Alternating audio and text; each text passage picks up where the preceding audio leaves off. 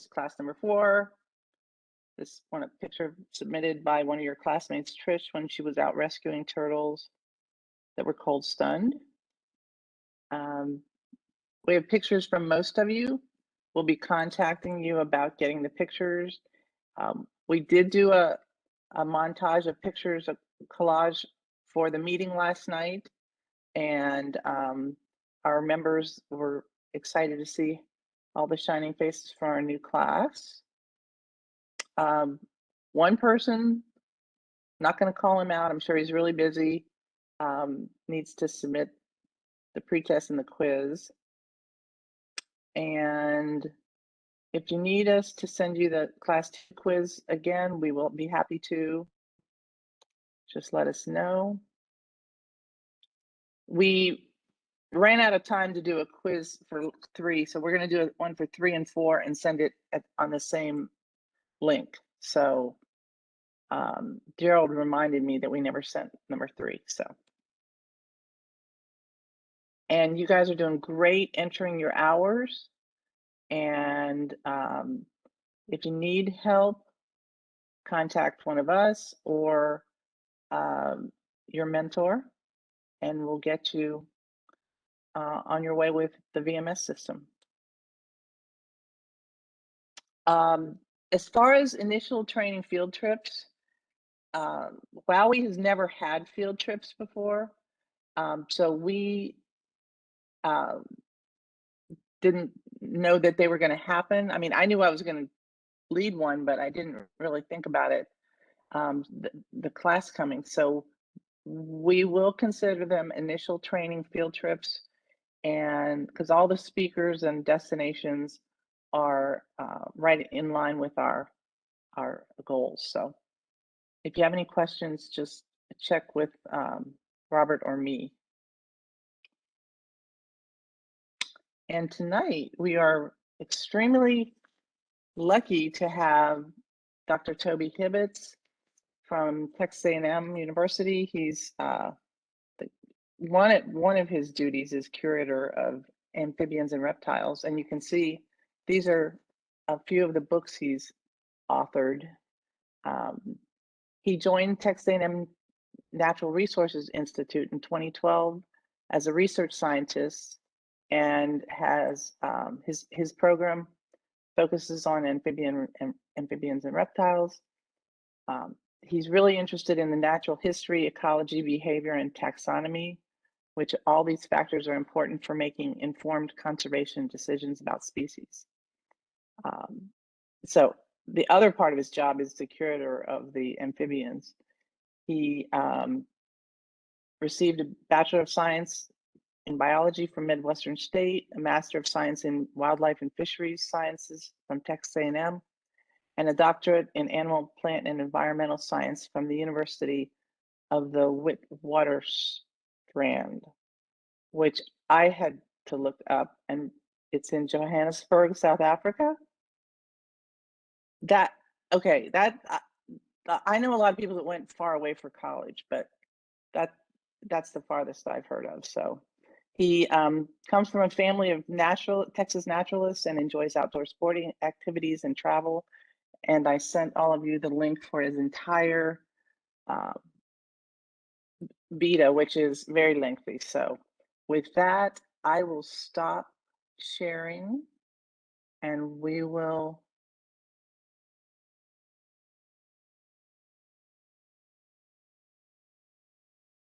pass this to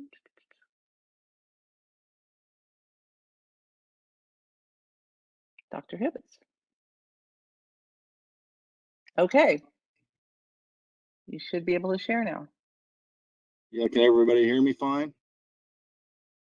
Yeah, just while I'm opening up this shared thing, the University of Witwatersrand story is that I had a contact that went to A&M that I met when he was in grad school at A&M, and he was a professor at Witwatersrand, which is in Johannesburg, and so we linked back up, and I went over to Africa and studied geckos in the Kalahari for 3 years, which was a lot of fun. and then came back to A&M. Well, it sounds very cool. So thank you for agreeing to present to our class. Okay. All right. So this was the first time I've talked to this group, and but I've talked to a bunch of other master naturalist groups, mainly the one here in the Brazos Valley. So I've done, I don't know, maybe 15 of these talks before. So so I don't know, I've got a pretty good schedule going, so we can get through the first half, which will be about the curriculum and the state of Texas, and threats to endangered, threats to amphibians and reptiles in Texas, and then we'll kind of go through some case studies, and then after that we'll take a break, and then we'll hit on species that are common and then other species that are unique to the Rio Grande Valley itself. So it's definitely not going to be an exhaustive list of species because there's a lot of stuff in South Texas. But you'll see some of the things that you expect to see when you go out, and you'll see some of the things that are really unique to that area that you really can't see anywhere else in the US. All right, so this slide here just kind of goes over their curriculum that's in the Master Naturalist book for what you need to get out of the amphibian and reptile part. I actually was a contributor to that article in the Master Naturalist book, but it was mainly written by my friend and colleague Lee Fitzgerald. But anyway, so what you need to get out of this lecture is how to communicate the characteristics of amphibians and reptiles and how they differ from other vertebrates. Looking at the relationships among major groups of amphibians and reptiles, and then demonstrate the knowledge of ecology and life history of amphibians and reptiles in Texas, and then challenges to confronting conservation in amphibians and reptiles. So it's a lot of stuff, but so we'll touch on a bit of all of that. The first thing that a lot of people ask is where did herpetology come from, and why do people study amphibians and reptiles together? Because as most of y'all probably know, there are two different classes of organisms, and they're not really that closely related as far as taxonomy goes. I mean, birds are reptiles basically, and so you would think maybe reptiles and birds would be together, but historically they're not. Amphibians are pretty much more closely related to fish than they are reptiles and reptiles. So yeah, the grouping seems odd, but if you kind of dig into the name of herpetology, then you see that herpeton means creeping animal. So they get kind of related because they're more or less found mostly on the ground, and they more or less are found in similar habitats. So when you're out looking for amphibians, a lot of times you'll find reptiles, and same vice versa. So they just got kind of lumped together back in the old days through you know, just what's easiest, more or less. So these are the major groups. So amphibians, there are three major groups, two of which are in North America: Anura, which is the frogs and toads; Caudata, which is the salamanders and newts; and then Gymnophiona, which is kind of an odd group that's mostly tropical, of caecilians, which is a eel-like amphibian. Then under the reptiles, you have Testudines, which are the turtles and tortoises; Sphenodontidae, which is the Tuatara, which is just in New Zealand. It's its own group of reptile; and then Crocodilia, which are the alligators, crocodiles, caimans; and then Squamata, which includes all of the lizards and snakes.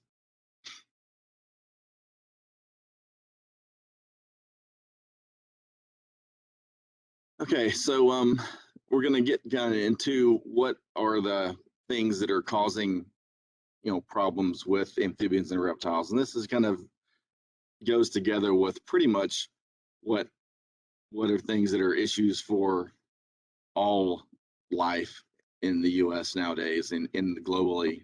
So we'll kind of get into each one of these. First and foremost, habitat destruction is definitely the biggest cause for declines in species.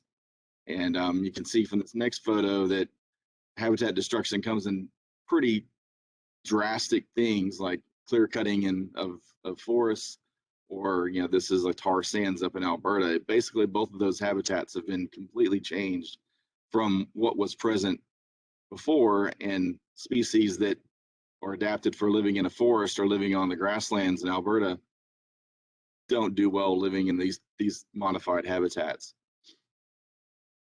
But something that it doesn't have to be that extreme to be a habitat loss. So just changes in a forest type to where you take burning away from a forest and it changes to where it gets more shrubby growth, and it changes the habitat in general, and that's a loss to some species that are specific to certain types of habitats within a forest. And the same thing with the grassland, where you remove some sort of thing like grazing, like what the bison used to do in the Great Plains of North America, or what fire used to do in the prairies, and then you get brush encroachment, and the species that are really specific to habitats in those prairies don't do well when you have those changes to their habitats. So just minor changes can cause loss of species in areas. And then also just fragmentation in general, where you have patches of habitat still left, but they get ever increasingly smaller and smaller. And that's because of changes in other areas around it. And even though a patch of habitat can be still, look fairly pristine, if that patch is small enough, there's a lot of species that need larger areas. So some things like, for example, like a jaguar needs a giant patch of forest in the tropics to survive. If you get all those patches down really small, then you lose those really big, wide-ranging animals. So that one's one that's really kind of straightforward and easy to understand, and those changes are a lot of times really obvious. But these next few forms of biodiversity loss are not quite as straightforward. This next one is invasive species. So invasive species are pretty much anything that, the simplest definition of them is that they are species that are introduced from another area and move into a new habitat and and invade or take over. But in some cases, those invasive species can be natives. For instance, in the central part of Texas, you get the red cedar or the juniper tree that has taken over much of the hill country. South Texas mesquite has kind of done the same thing.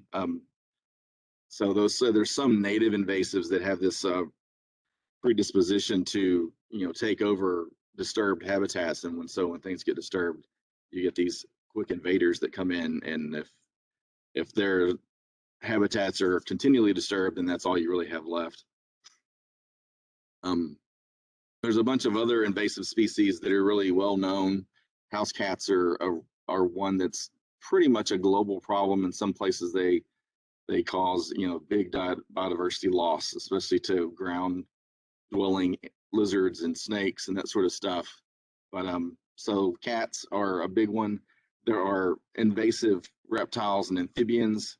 Bullfrogs that are well known over most of Texas can be invasive in a lot of areas. They are a game species in many states, and game and fish agencies that, in the old days, a lot of times they would introduce things to increase the ability for people to go out and harvest animals in different states that didn't occur. So game departments in New Mexico and Arizona and California have introduced bullfrogs into native habitats, and they do a lot of damage to pretty much everything in the habitat, but especially native frog species. So you get bullfrogs that pretty much eat anything that's smaller than their mouth, and so you get them in the West, and you get things like the Chiricahua leopard frogs that have had massive declines in part due to bullfrogs. Red-legged frogs and mountain yellow-legged frogs in California have the same issues also. And then they eat smaller snakes. Some of these, when you get in these habitats, especially out west, where water is a limited resource, when you have some sort of invasive animal that comes in and takes over these wetland habitats, then species that are native to the area that are dependent on those wetlands can be impacted really heavily by those things.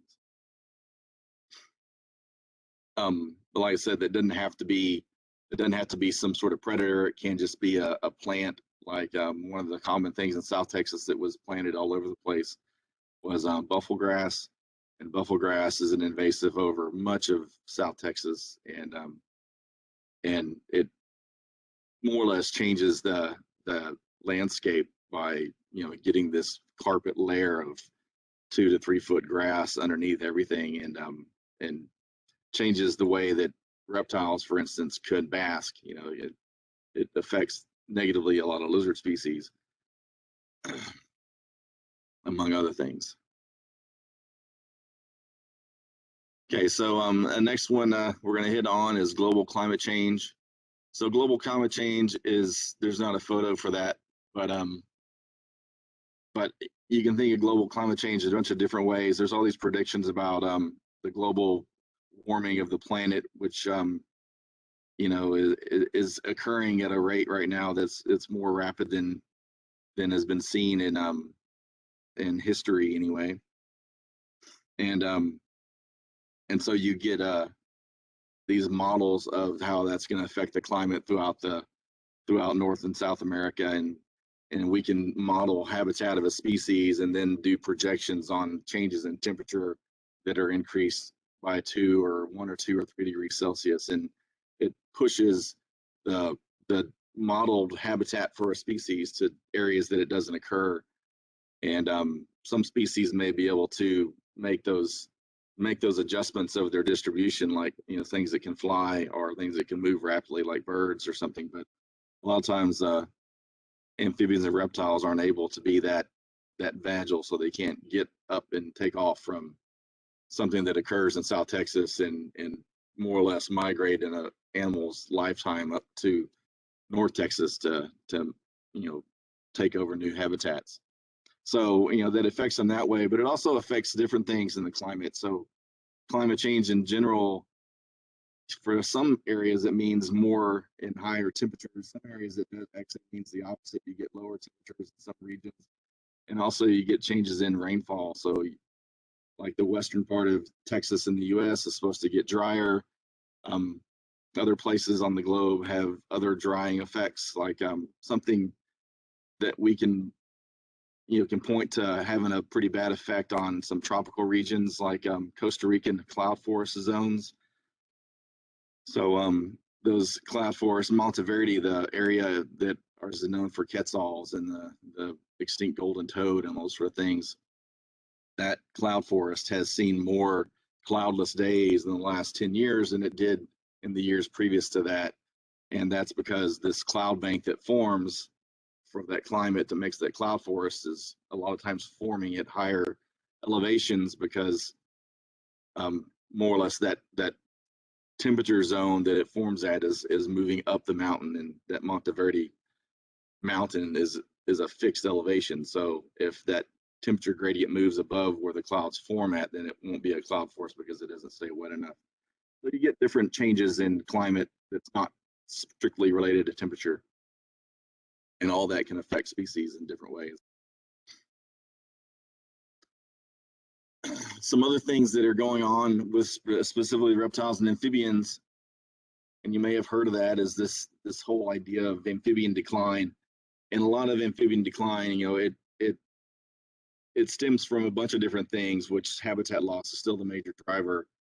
But something that kind of blew up and blew through the Americas, especially in the late 80s and early 90s, was this thing called chytrid fungus, which is this Batrachochytrium dendrobatidis, and that's a fungus that more or less attacks the keratinized structures of frogs, and also the tadpoles, and all the mouth parts on most tadpoles are keratinized structures. So whenever this chytrid fungus, this fungus goes through and infects a population, then it's not specific to one species of frog.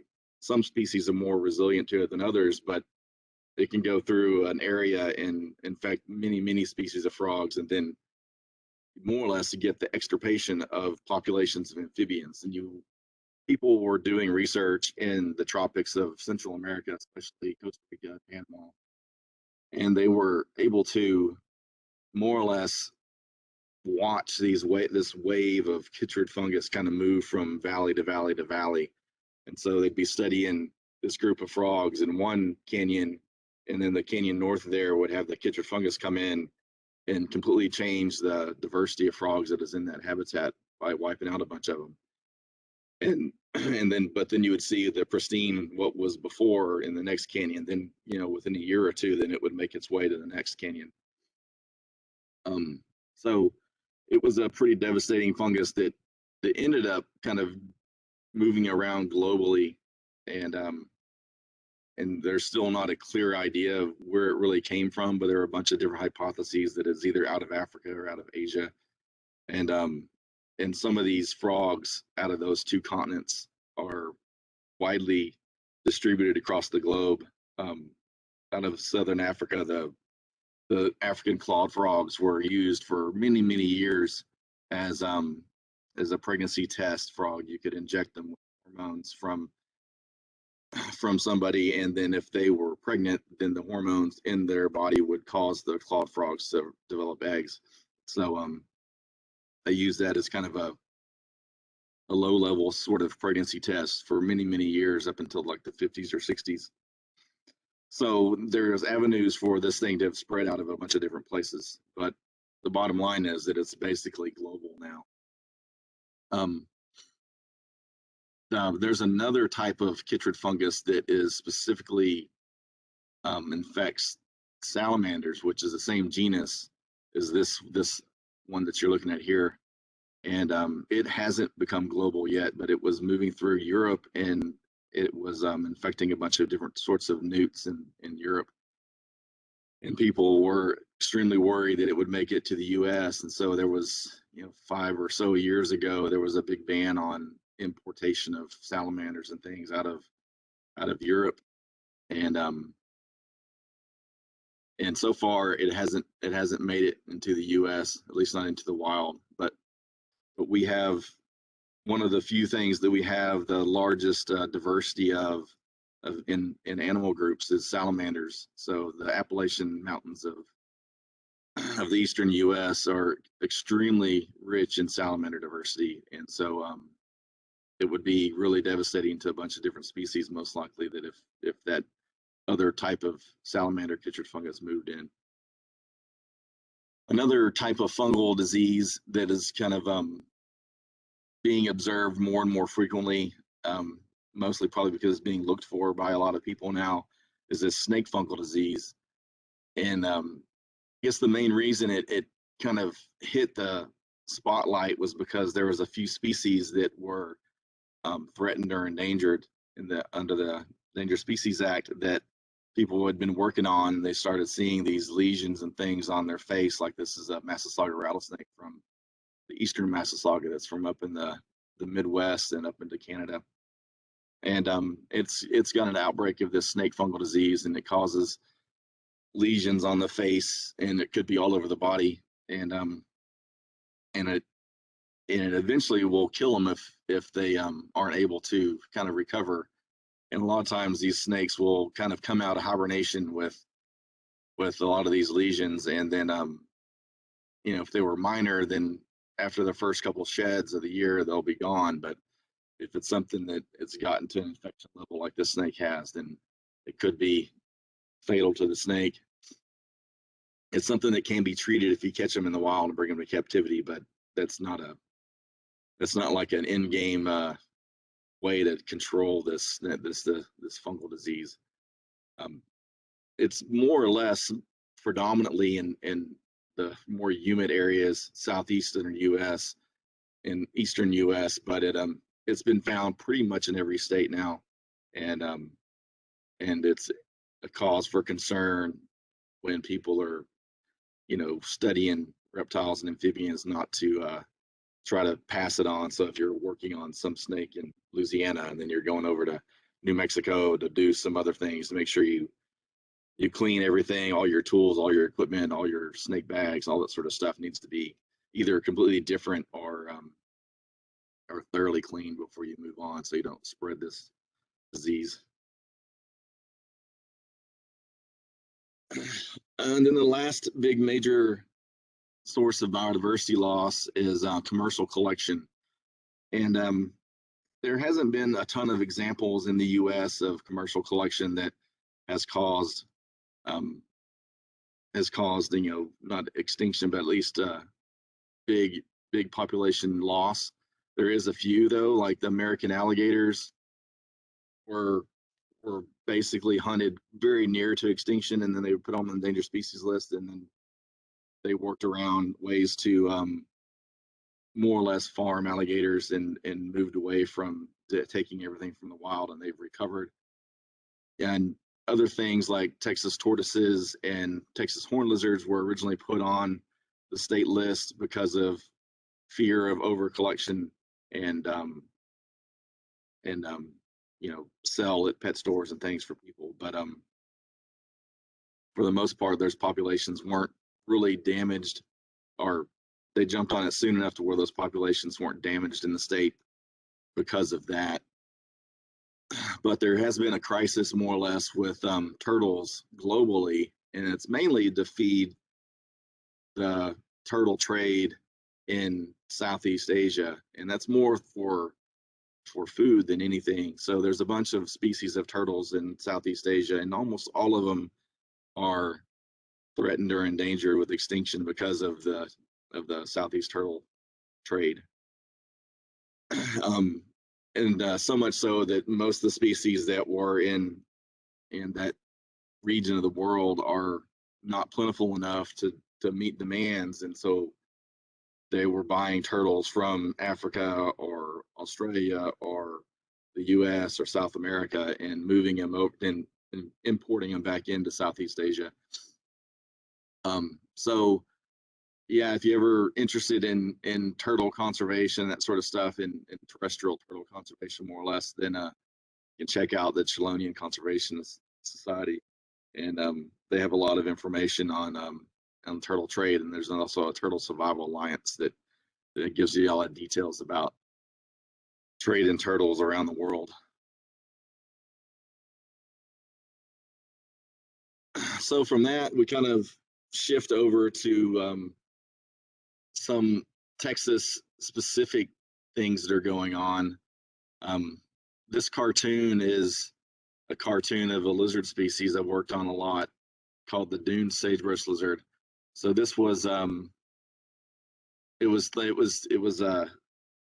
this was a cartoon out of, I think, the Midland newspaper back in about 2011 or 12, and it was deemed the villain of the year for the whole area. So it was a species that was known to occur over the Monahans and Mescalero Sands region of western Texas and eastern New Mexico, and it was proposed for listing.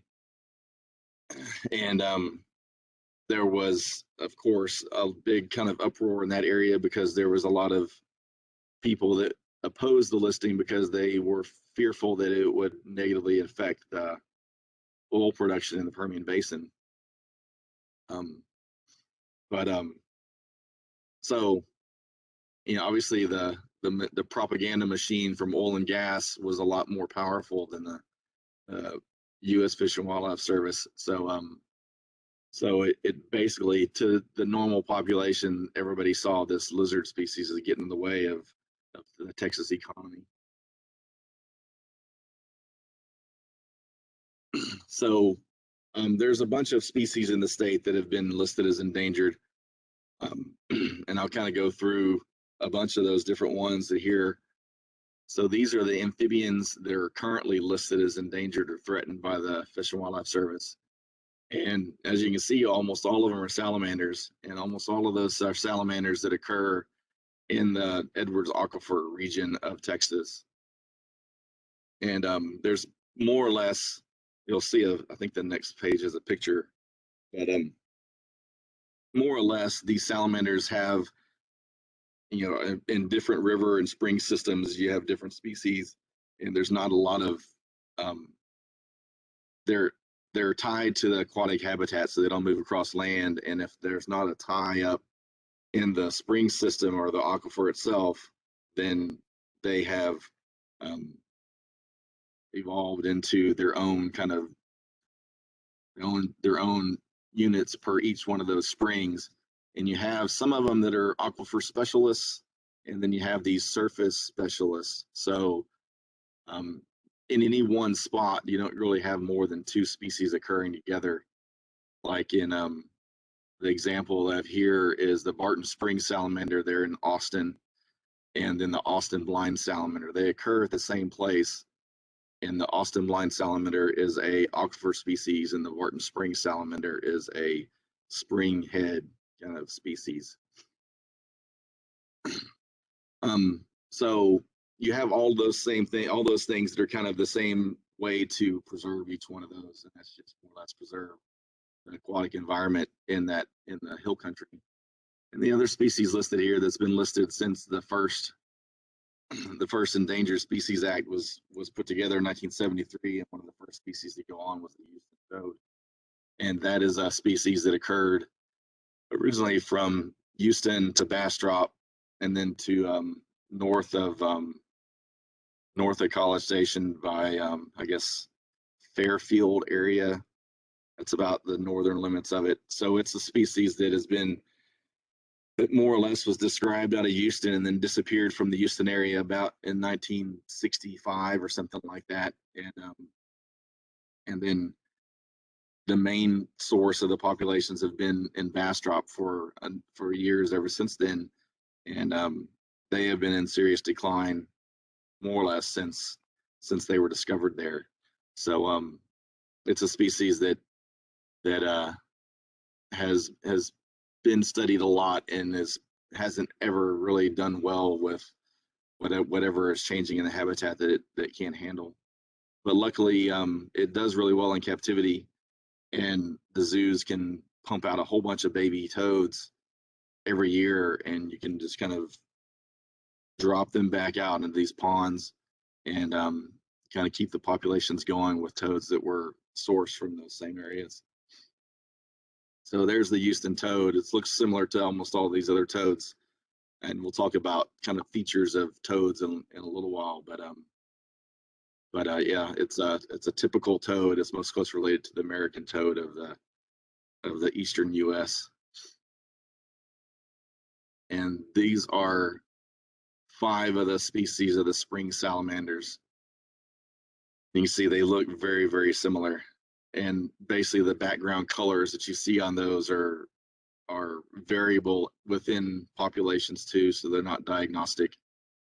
And they're also variable by what sort of habitat they're in. So if you get them that live in a cave in the spring is like a cave, then spring head front, so you can get different phenotypes from the cave itself to what is found out on the surface just outside the cave, to where they're more troglodytic in the cave and more, look like, patterned salamanders out on the surface. So they're really variable. So most of these things are all identified through DNA and through where they're found, more or less. These are the two aquifer species, the Texas blind salamander in the top and the Austin blind salamander in the bottom.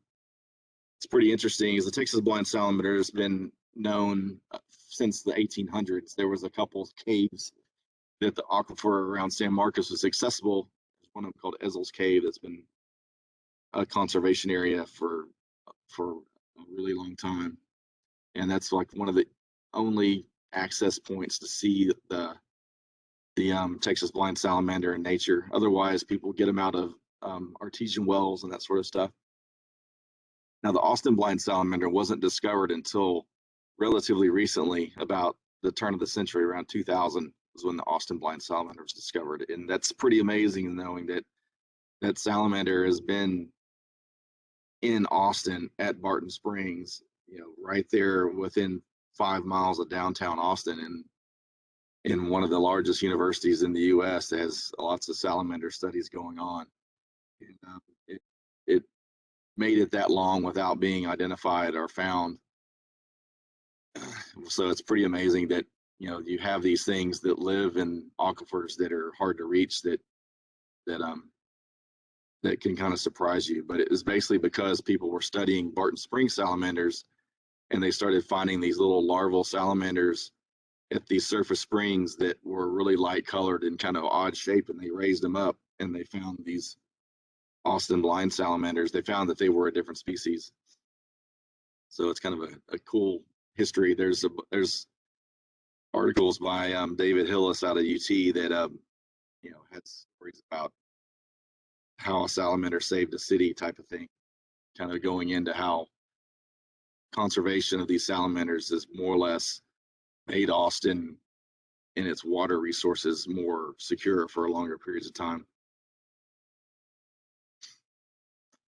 So yeah, I'll talk about amphibian decline, and this is just a reprint of an article, or a printout of the front page of an article that talks about reptile decline happening too. One of the things that was interesting about the amphibian decline, it was kind of observed first, and then, you know, there were these meetings of herpetologists that I go to, and a bunch of herpetologists go to, that people get together and they'd studied amphibians in Australia and China and Europe and in the US and South America, and they are all saying that, you know, we're losing species and we don't know why. And they got these that was kind of the beginnings of amphibian decline, and people identifying that it was a global problem. Well, a bunch of people that studied reptiles predominantly kind of gone about the same thing and looked at a bunch of long-term studies across a bunch of places in the globe, and you're seeing a bunch of changes at sites that really don't have any changes in management going on. So you're seeing declines in reptiles as well, kind of globally, and not really knowing how to explain it. So it's just a note to kind of see that there's a problem not just with amphibians, but a problem with reptiles as well. In Texas, this is the list of endangered species. Obviously, most of the sea turtles are listed as endangered, and that's through different changes, through, you know, fishing and all sorts of different things that go on with sea turtles, the taking of eggs from nests and all sorts of different things, eating them and taking their shells and making glasses and all sorts of different stuff. So sea turtles underwent a lot of persecution, especially from, you know, 1800s and early 1900s, and a lot of these populations are in recovery right now. Some of them are really common, like our green sea turtles that you know, get cold stunned on the coast a lot, and people go out and rescue and rehabilitate and let that go. Other species like the Kemp's Really sea turtle down in Padre Island that people have been really working hard to try to get this populations established that breed on Padre Island back. So there's another source of a breeding area that is not just that one that's down there in Mexico.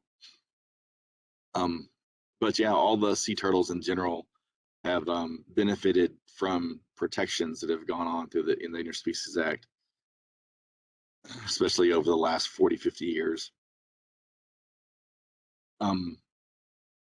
Another couple on here that are listed is the Concho water snake.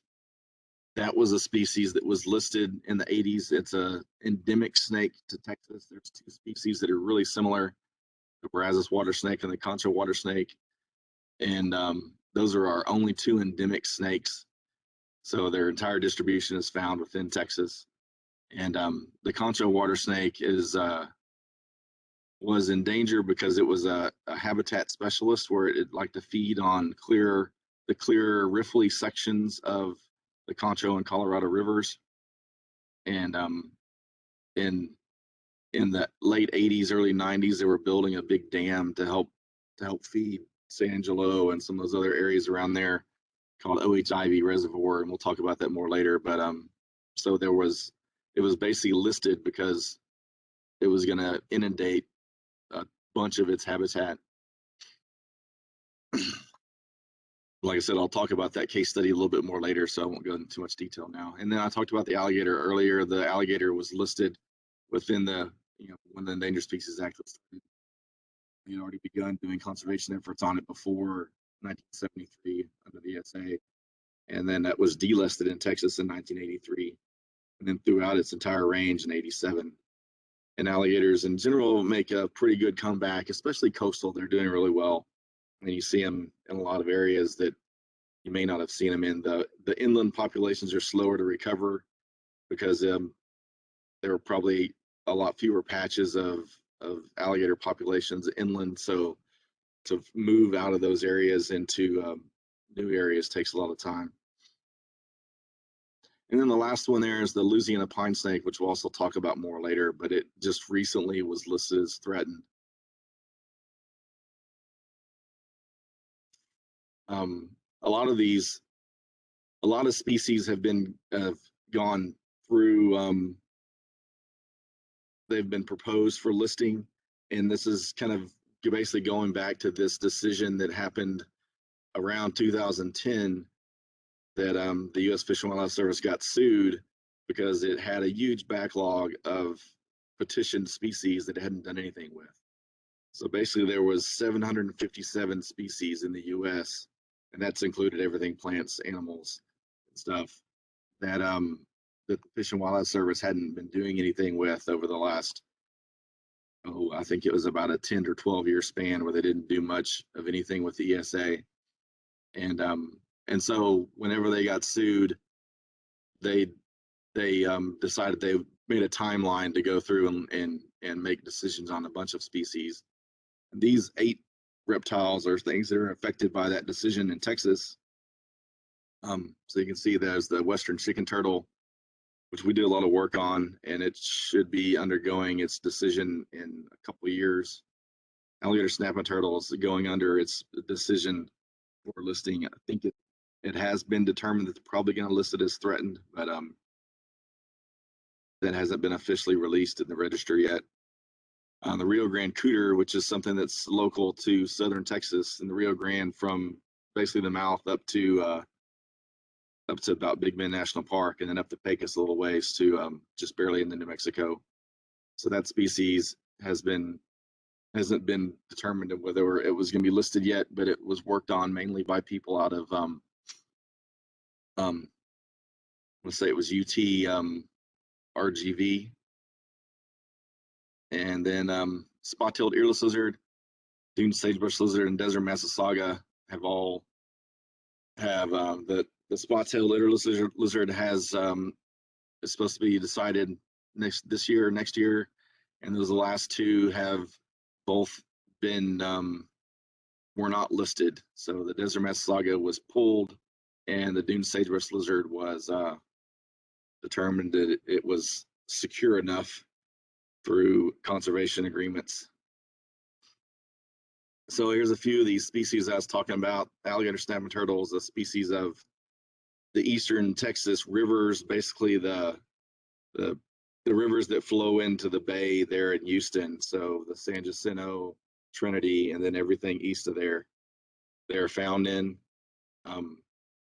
They're a really impressive turtle that can get up over 200 pounds, and yeah, and typically they're over, the typical adult female is over 50 pounds and a typical adult male is over 80. So they're big turtles, and they can be present in the habitat for, you can live in East Texas and live by a river and never see one of these things because, of course, the water's brown. So you really can't see them in the water if you're messing around, and they don't get up on the surface except to lay eggs, pretty much. So a lot of times you just don't see them.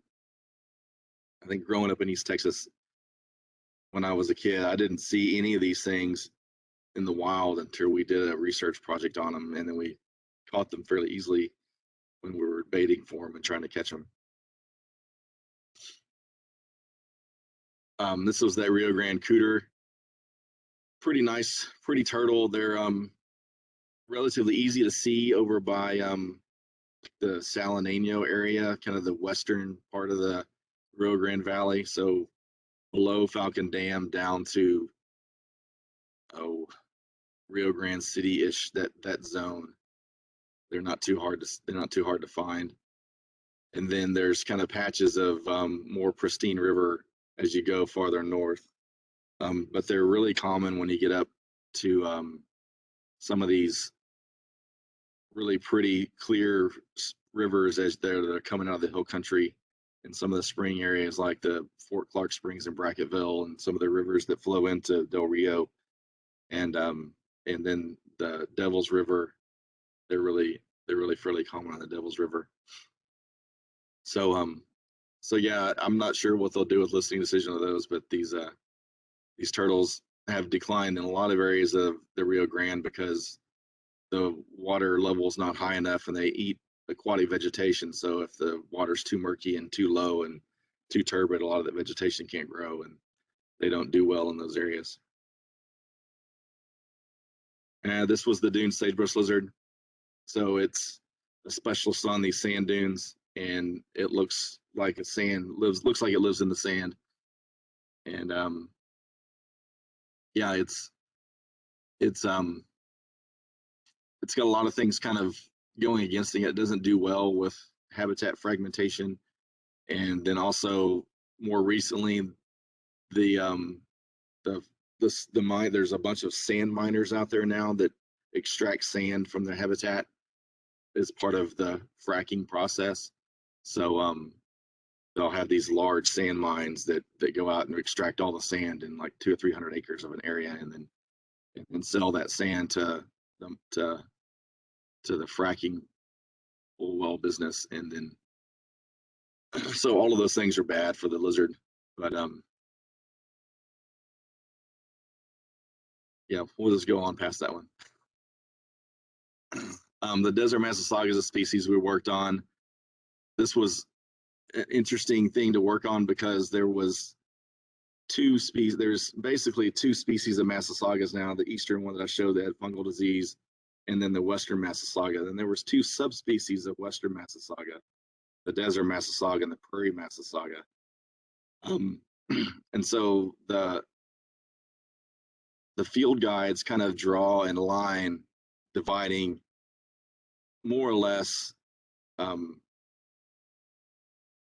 the Massasaugas occur in South Texas, and then they occur all throughout the prairies in Central Texas, and then out in the West Texas some. And the desert Massasaugas were kind of in a line going from like Corpus Christi up through Abilene, and west was desert, and the eastern side was prairies. But they're pretty hard to tell apart. So more or less, we did some research looking at genetics of all these Massasaugas across the state and across all the rest of their distribution, and found that there really wasn't something that was a desert Massasauga that was different than the prairie Massasauga. So you wouldn't be able to list we more or less sunk the subspecies. So if they wanted to list something from the west that are the ones that are declining a little bit, like that occur in Arizona or Colorado, then they would need to look at those as a separate population unit instead of as a subspecies, which doesn't seem to be a valid taxon. All right, and there's a few more species that have been petitioned more recently. One of those is a South Texas species that's the picture of here is the black-spotted newt, and the black-spotted newt's a species that occurs more or less from about Victoria south along the coastal prairie. So it doesn't get very far inland, not more than about 100 miles. And then it goes all the way down into to northern Veracruz, Mexico. So it just kind of hugs the coast from Veracruz up to Victoria. There was a bunch of research done pretty recently also by a lab down in UT, Rio Grande Valley. And they weren't able to find them in Texas north of the King Ranch. And they didn't have access to the King Ranch, so they didn't find them there either.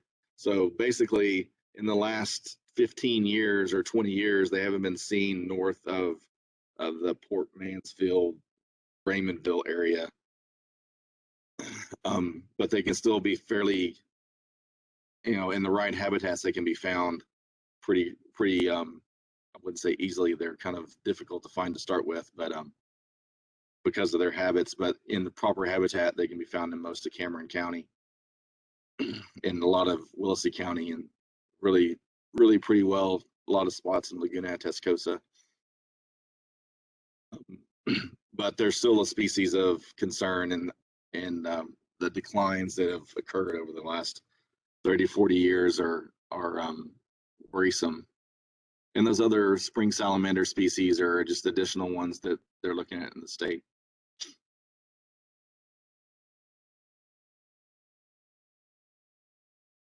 So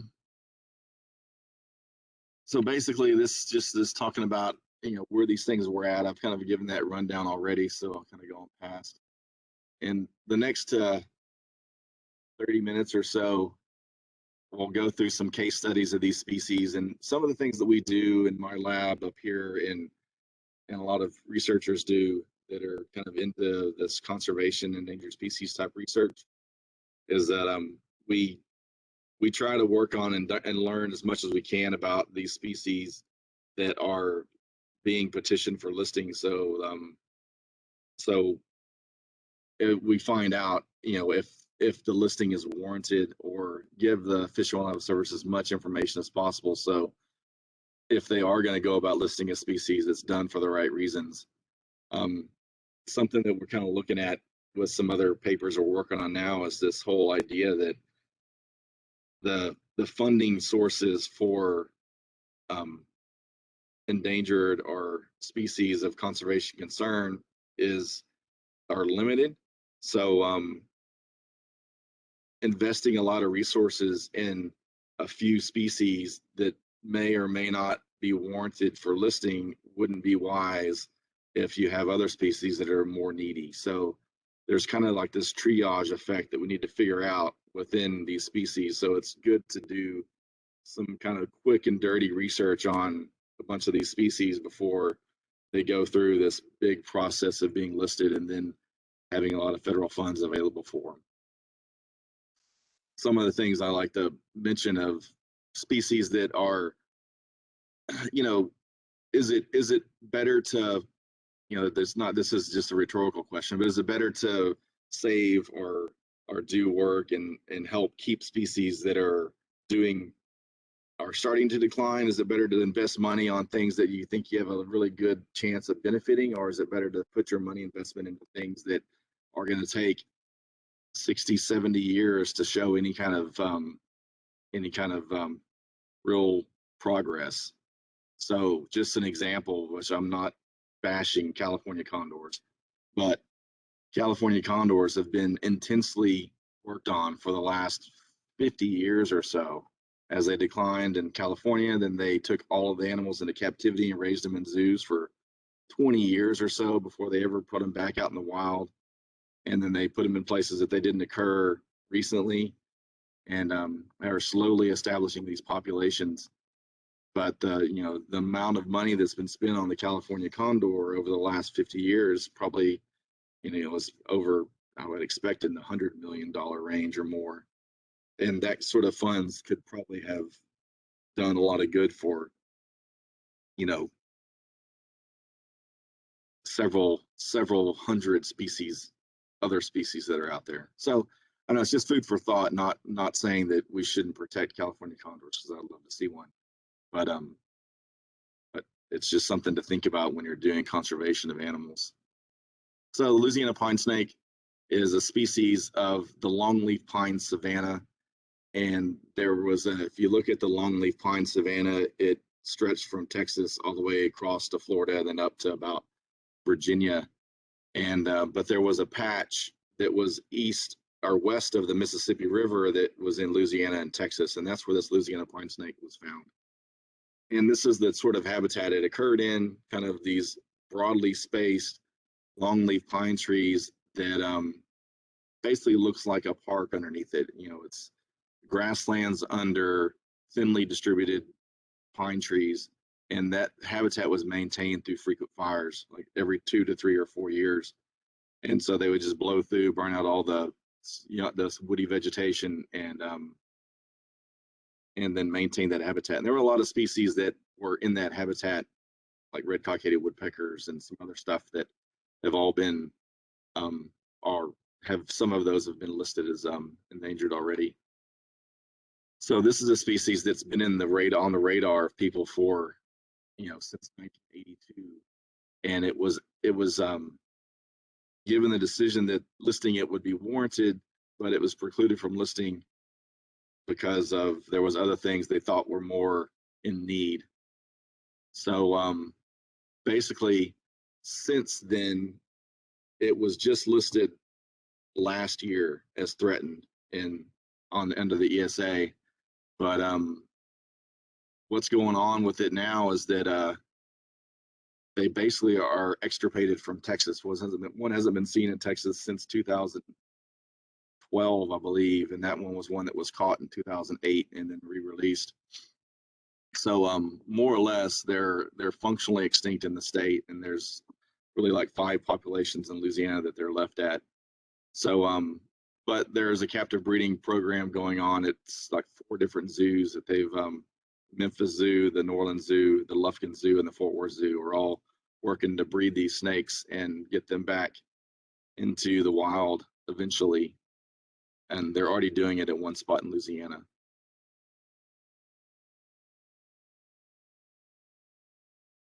So the story is not completely over with Louisiana pine snakes, but it's one of the major ways that species,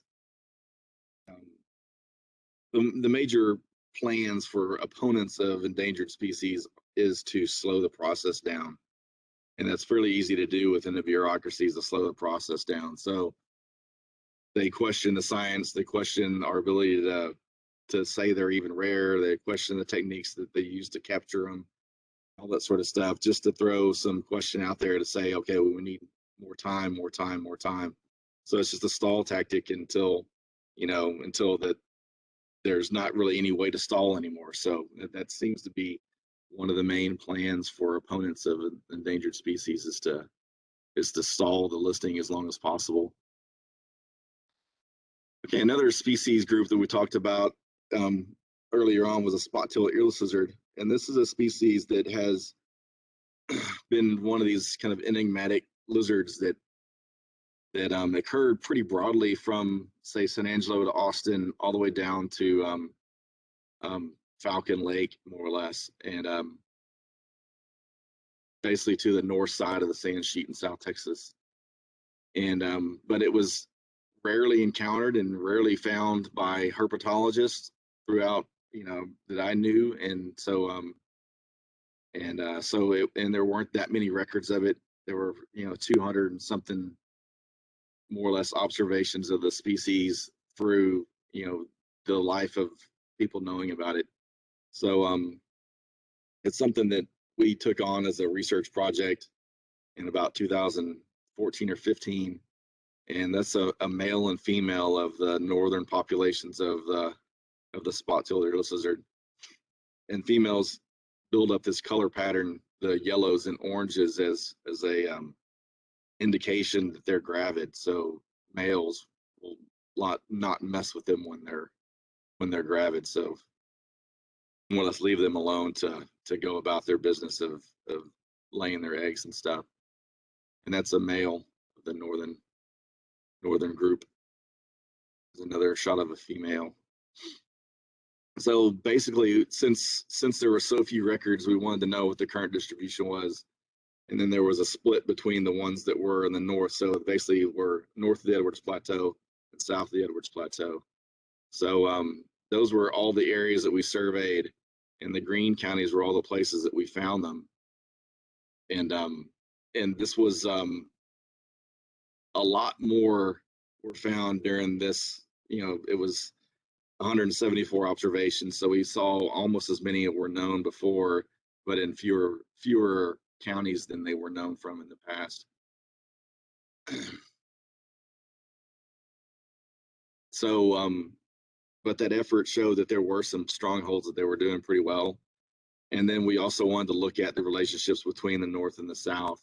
So this is a genetic tree on the right, but you can see there's kind of 3 big groups, and the Edwards Escarpment, more or less south of that, you get these two groups that are pretty closely related, but they're identifiable. And then there's one to the north, the Edwards Plateau, that is fairly different. So we ended up elevating the subspecies to species. So now the one in South Texas is Tamaulipan spot-tailed earless lizard, and the one in Central Texas is our only endemic species of lizard, and it's the Plateau spot-tailed earless lizard. So doing that sort of, getting more information about the relationships between these subspecies, or which are now considered species, will affect when the Fish and Wildlife Service decides to list or not list those species. For example, if they thought the South Texas ones were warranted for listing and they wanted to list them, they wouldn't need to list the ones north of the Edwards Plateau, because they're different species and are under different pressures from the environment and things.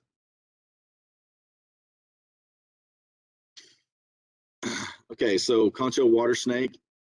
So we talked about that a little bit already as being a species that was listed back in the 80s, and then after people from A&M, not me, Jim Dixon, who was, has written a lot more books than I have, worked on these guys and kind of determined that the lake wasn't that bad for them, and they worked on delisting it. So there's pros and cons of the endangered species of being listed as endangered. Also, you have that protection of being endangered and not being able to have take on them. But also, if you get on the list, there's like this long process to be removed from the list also. So they started trying to push to remove it from the list in the early 90s, and it finally got delisted in 2011. So you're looking at like 15 to 20 years to go through the delisting process. But then about the time that they were delisting it, I remember, if you remember 2011, but it was a serious drought throughout pretty much all the state. And like I said, these snakes were a species that was more or less specialized on clear parts of the rivers that were flowing through these rocky areas. And so they were rocky riffle sections of the rivers where they could more or less hide out under rocks or anchor themselves in these little rapid ripple sections and catch fish as they're swimming by underwater. So with that large drought, there was a lot of the Colorado River basically does not flow anymore, and especially below some of these lakes. So this next shot is the lake more or less at the north end of their distribution on the Colorado, and it was down to its EV spents to half of a percent of volume from what it was expected to be at. So basically it was almost dry, and the towns that used this lake for water did not have water for a couple years after that. And the one I remember I told you about, OH Ivy is the one that was built that that put this listing process into spin, and that one was at 22% full. So all of these rivers and lakes that were associated with where the habitat with the species was have been reduced and affected by drought, which with global climate change, they assume that they predict that drought conditions across the western part of Texas are going to increase. So this is just going to be something that will continue to happen over the years. So the question is, did they use data from 1991 more or less to make their decisions to delist it in 2011? And if they had used recent data, would they decide differently now? Those are more questions that I can't really answer. The Fish and Wildlife Service has rules kind of about delisting monitoring, which has been going on, which has not been very good for finding the snake. So we'll see what happens with it. So the second half is going to be, like as the title says, common and unique herps of the Rio Grande Valley. So I'll go through some of the stuff that's expected to be seen on normal trips looking for things in deep South Texas, and then some things that are kind of unique to that area that you really don't see anywhere else in Texas or the U.S. So, so this is the kind of fun part where you just see pictures of herps and so here we go. The first thing that we have here is a Gulf Coast toad, and there's a lot of species of toads in the state. In South Texas, especially, there's Gulf Coast toads, cane toads or marine toads are also known as Texas toads, green toads, and they're all members of the family Bufonidae. And toads in general are most easily told by a couple characters that are present in most species of toads, and that's their cranial crests, which are these ridges that you can see between their eyes, and then the shape of this large gland right there on their neck. If toads have a neck, called the parotid gland, and those glands, those parotid glands, are the source of most of the toxins that toads have. So if you squeeze them, there's like a milky substance that comes out. That's what, if a dog chews on a toad, that's the secretions that cause them to froth at the mouth and all sorts of stuff. Some of them are much worse than others. This Gulf Coast toad is a pretty widespread species in Texas, and it's also does very well in areas where people are, so around towns and cities and bar ditches, and they'll breed in pretty much any sort of habitat, as long as it's wet enough. And so yeah, you can tell it by its former species name was Valiceps, and that means valley head, basically. So that the crest formed this big kind of valley in the middle of its head. But if you look into toads, those are the features that you're going to look at when you're trying to identify different species of toads, is the shapes of those crests and the shape of the parotid gland and the size of it. And then also, as in birds, you can distinguish most frogs and toads from the way they call. So you can listen to video or audio from Cornell's library, the Macaulay Library in Cornell. They have a lot of sound recordings of most species of frogs in the U.S. And so you can hear what they sound like and kind of listen to what you're hearing and figure out what your species are that way too.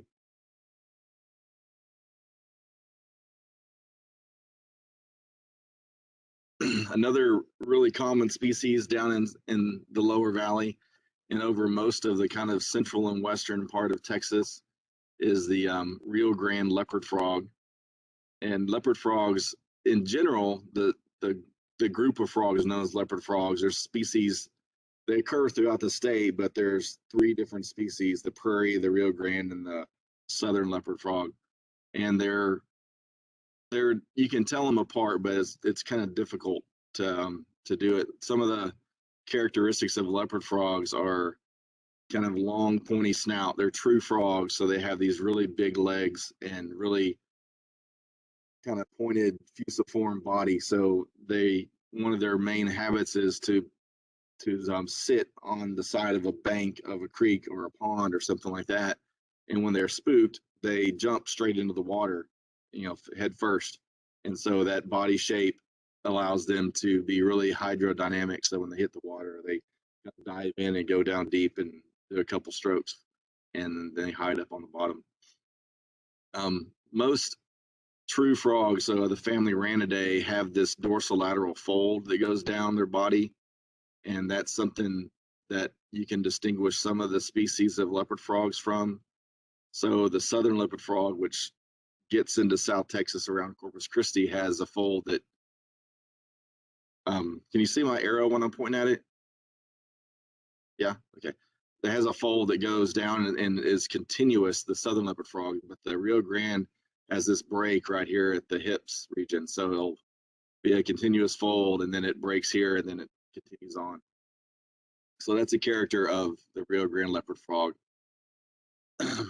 Like I said, they're found around pretty much any permanent body of water in South Texas, and those can be ponds, springs, or the rivers or creeks or whatever. And they're something you can expect to see or hear on most kind of humid nights.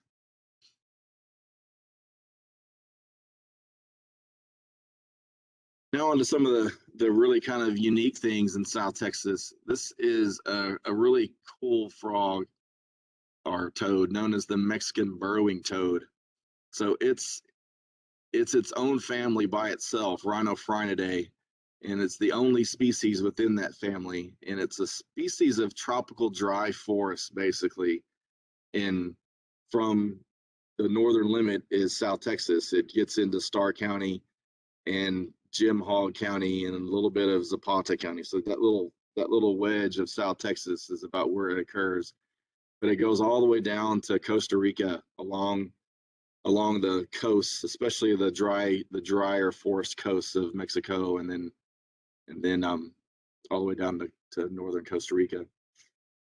And it's got a weird shape and a weird head, and it's one of these species that comes out after really heavy rains for that area. So if you get about 3 inches of rain during the spring or summer in Rio Grande City, you could drive over that area and find these inundated pools of temporary pools of water, and these guys a lot of times will be calling in those. They weren't discovered in the U.S. until the 60s, but and it took me a long time to find them in South Texas. I probably made a bunch of trips. So whenever I would see a hurricane coming in, I would drive down to try to catch a hurricane to get big floodwaters and stuff. But finally came across them in like 2008 or 9. And then we did a project at the East Foundation Ranches, which is over there. One of them is over there by Hebronville and south of there. And they were on that ranch. And we kind of figured out that if you're there at the right time in the right spot, they're pretty easy to find. It's just that that's like less than 5 or 6 times a year, more or less. So, but yeah, they live underground most of the time, and they actually can be active with that little kind of pointy snout and stick their head just kind of above the soil, that snout above the soil, and they'll catch crickets and things as they're walking across their face and stuff. And they have a really kind of interesting call that's pretty different from anything else that you'll hear in the U.S. And in Spanish, they're called sapo borracho, which is like drunk toad. So they're a crazy looking, unique looking frog that you're not going to see anything else like it in the U.S. or pretty much anywhere in the world. We do have a question. Yeah. And that is, what is meant by true in true frogs?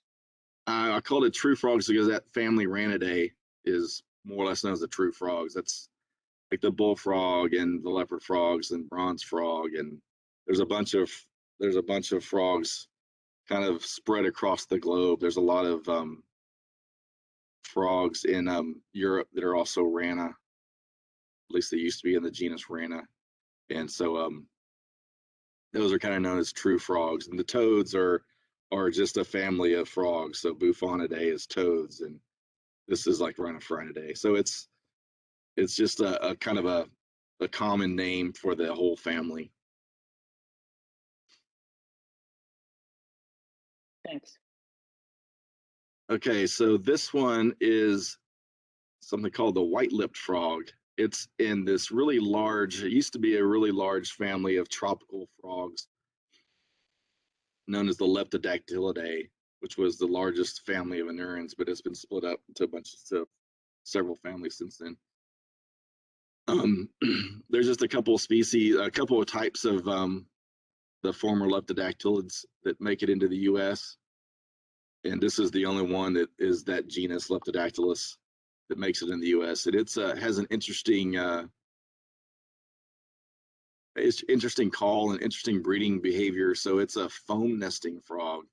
So it basically builds these little kind of burrowy cavities, kind of wallers them out, and then will lay its eggs in this foam And whenever the water in those wetlands comes up high enough, then those tadpoles can move out of that foam nest into the wetland when it fills up. So it's something that's pretty common down in South America and Central America within this group of frogs to have foam nesting, but it's the only one in the U.S. that does it.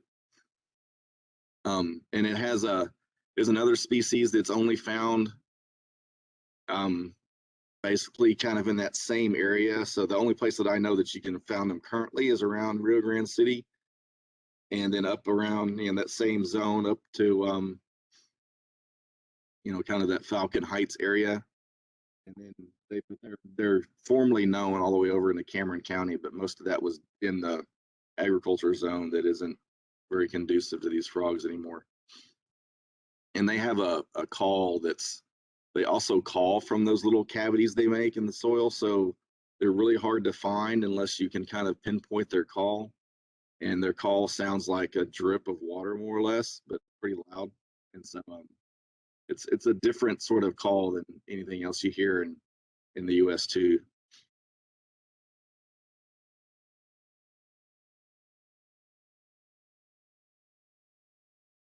And then this is the Mexican tree frog.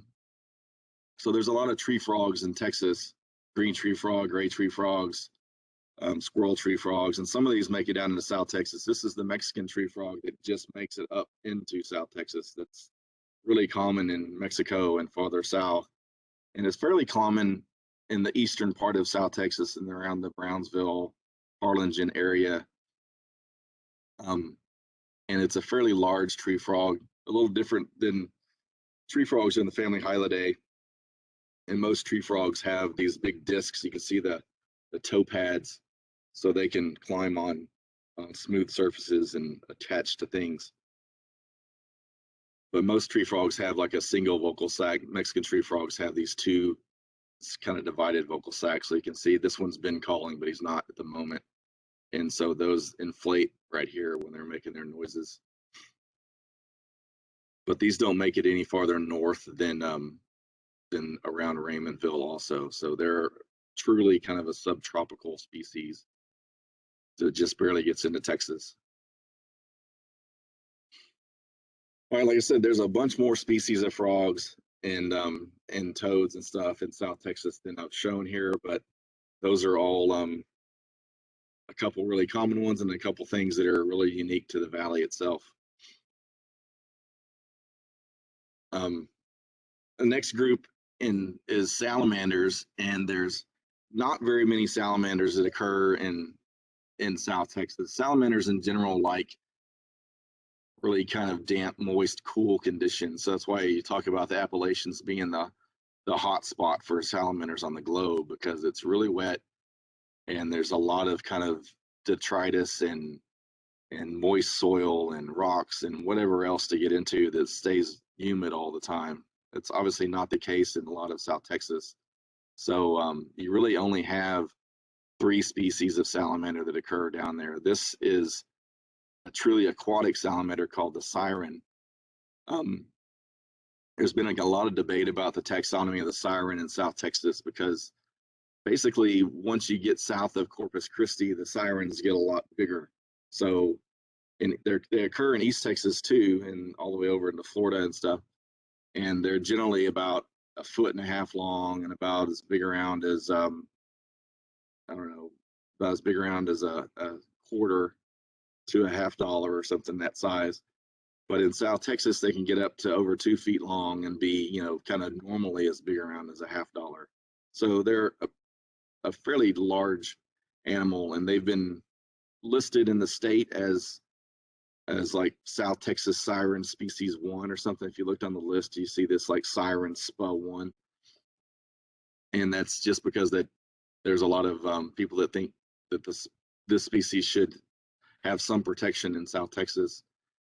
In reality, though, it's not that uncommon. It's just not very easily found. It's not a species that gets out on land, so it's in most of the waterways that are and semi-permanent. It lives in a lot of the resacas and all that sort of stuff in South Texas, a lot of places that have a lot of vegetation.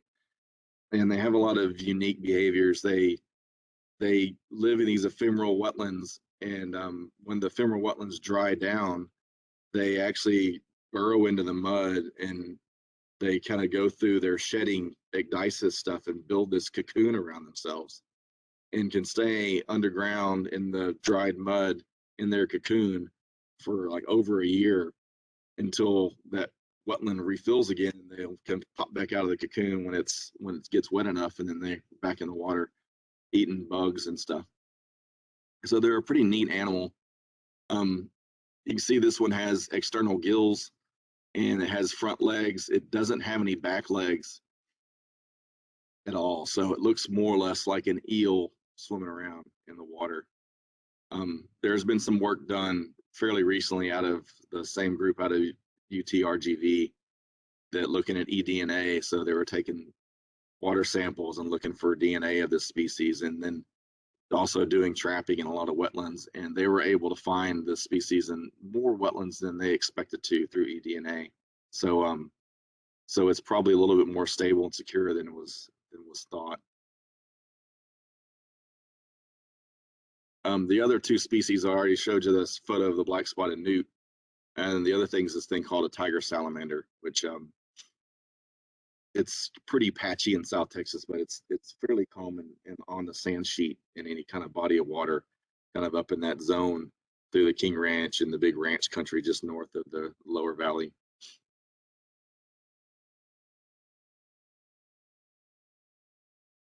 Okay, on to the reptiles from the amphibians. So you can't really talk about turtles without talking about red ear sliders. So red ear sliders are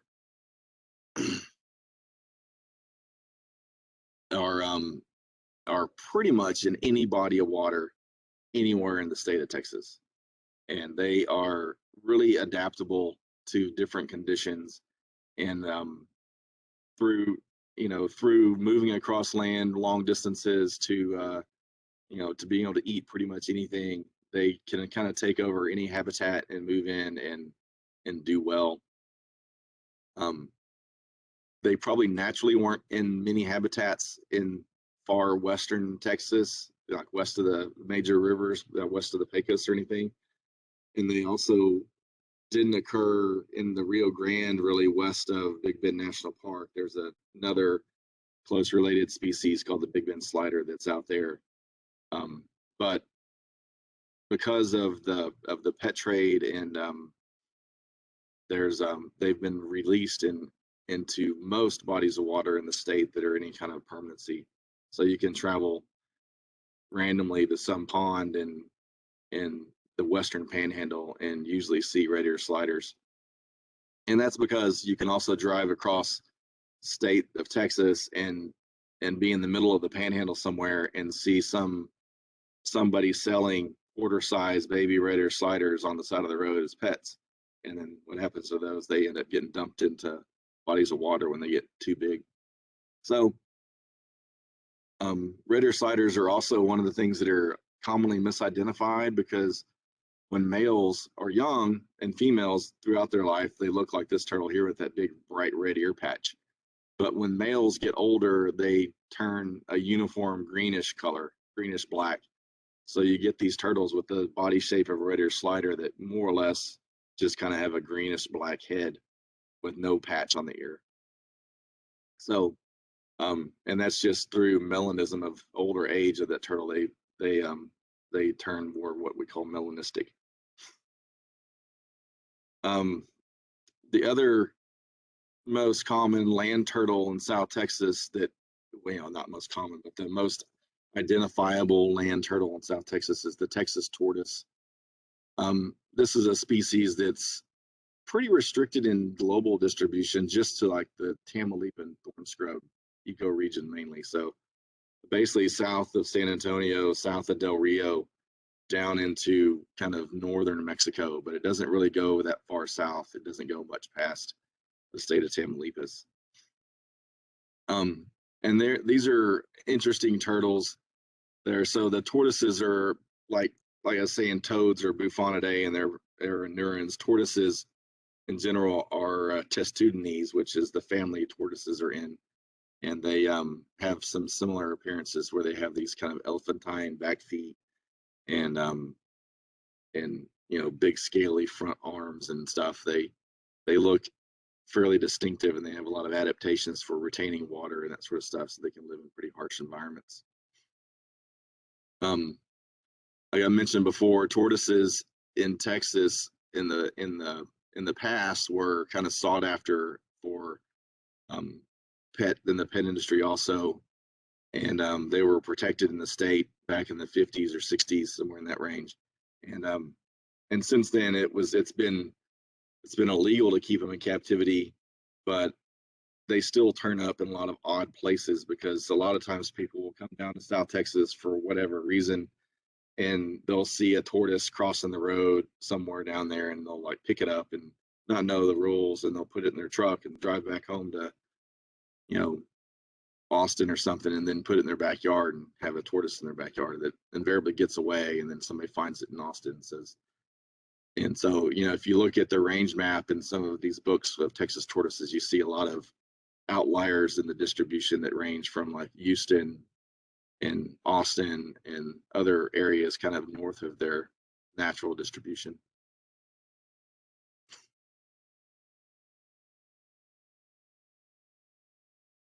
Okay, so the next couple things, there will be a few lizards. So there's a lot of species of lizards in South Texas.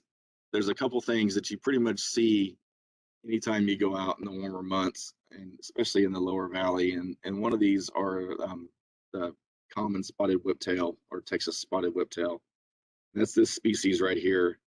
There's a few species of whiptails in South Texas. There's basically this species, and then there's the six-line race runner, which is along the beaches and in the sandier habitats. And then there is a parthenogenetic species, and parthenogenetic means that they're only female. The entire species is only female. They reproduce clonally, or not clonally.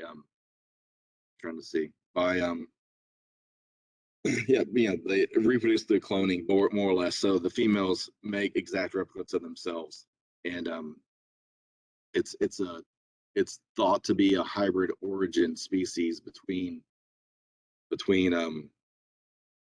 one in South Texas is the Laredo striped whiptail, and it's thought to be a hybrid between the Texas spotted whiptail and the six-line race runner, and it looks like something kind of halfway between them. But yeah, it's a really odd thing. But there's a lot of species of whiptails in the U.S. A lot more if you go farther west into West Texas and New Mexico and Arizona, that are also parthenogenetic, and it's through a bunch of different hybrid events. So, but in all of those cases, the females are the only sex that is there in that species, and they reproduce basically by cloning themselves. So that's something that's interesting within this group of lizards. Like I said, though, this one is a typical sexual species, and this is a male. And so this species has the stripes and the pointy head and the spots between its stripes. And then if you look on the underside, you can kind of see it. Some in this picture, they have a blue belly and an orange kind of salmon colored throat. Females sometimes have that salmonish throat color, but they don't have any coloration on their belly. And these things are pretty much all over the place in South Texas, and any trail you walk down when it's hot, you'll see these guys kind of zipping across the ground really fast. And they're what's known as active foragers. So they're always kind of moving around. Even when you're not disturbing them, you're just kind of sitting there, watching birds at some height or something, you'll see a whiptail kind of come out. They're usually always kind of shuttling around, digging around and stuff, looking for any sort of insect they can find. They eat a lot of caterpillars and stuff, and they go through their hunting and searching actively. And these are in the family Tiidae, so there's a lot of different species of Tiidae in the New World tropics and in North America. And they all look very similar as in body shape, but there's a bunch of variation in body size to something that's the tegu lizards that you may have seen in pet stores are also a type of Tiid. And they're also something that we worry about becoming introduced into Texas because there's some that have showed up recently on iNaturalist. People have seen tegu lizards, and they're invasive in Florida now, so it's something that's a species that we watch. Another species of lizard that's really common in South Texas is the rose-bellied lizard. There's a couple species of lizards that are there's several species of lizards that are in this genus called Scaloporus, and they're known as the spiny lizards. And so they're called spiny lizards because their scales are keeled and they have this spine, more or less, that sticks out the back of each individual scale. So it gives them this kind of rough-looking texture. And most of them are arboreal, so they're in and out of trees a lot.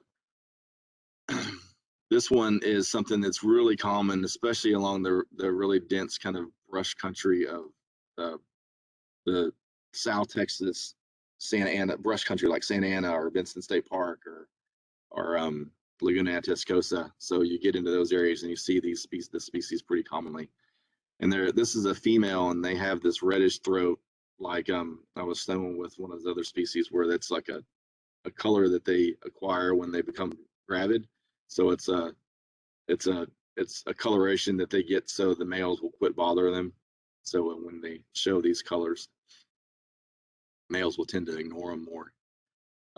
But males have a really beautiful belly pattern that's more or less rose colored, but it kind of darkens on the edges and it gets lighter towards the middle. So it's a really pretty coloration. There's another couple of Scaloporus down there in South Texas that are fairly common. The Texas spiny lizard is one, which is in pretty much any woodlot in South Texas. You get this fairly large lizard that looks fairly similar to this one, but it's 3 times bigger. And then there's the blue spiny, which is out towards, if you go to Benson State Park and they have that rock wall at the front, there's usually like 3 or 4 blue spinies sitting on that rock wall when you come into that state park. And back when you could go to the Falcon Dam and walk to the riffraff of the dam, there was always blue spiny lizards on that. And then there's this mesquite lizard, which is a really arboreal version. It looks similar to this one also, but is usually seen on trees in Santa Ana or Benson State Park. It's much less common, but it can be seen in those 2 places. I was talking about the Teiids being active foragers. The Scaloporus in general are the opposite of that. They're sit and wait foragers. So they generally will get in a place that they like. They'll have some perch on a tree or on the ground or on a rock or whatever, and they'll sit there until they see something move. Whatever prey item they see, they'll see it at a distance and they'll make a run and go grab it, and then a lot of times come back to the same perch and just kind of do that over and over again throughout the day, and just kind of adjust their location to warm up or cool down, whatever they need to do.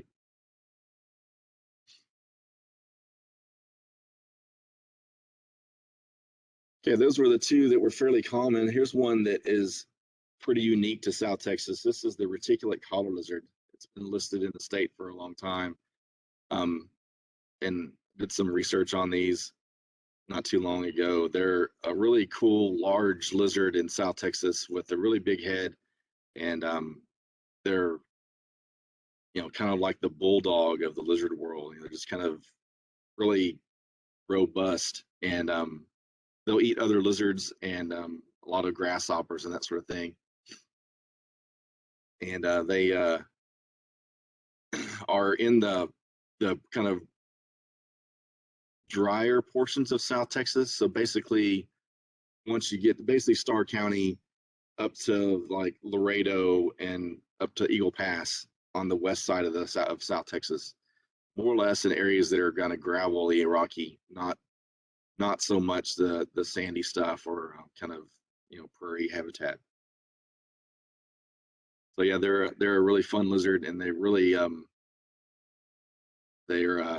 they're really showy. So, but in the habitat they're in, they're kind of hard to spot because they're in that brush most of the time. but they do sit up on top of bushes sometimes, and they, you know, get up off the ground a little bit and kind of like maintain a territory in their area that they hunt from, and then they scare off other lizards and that sort of thing.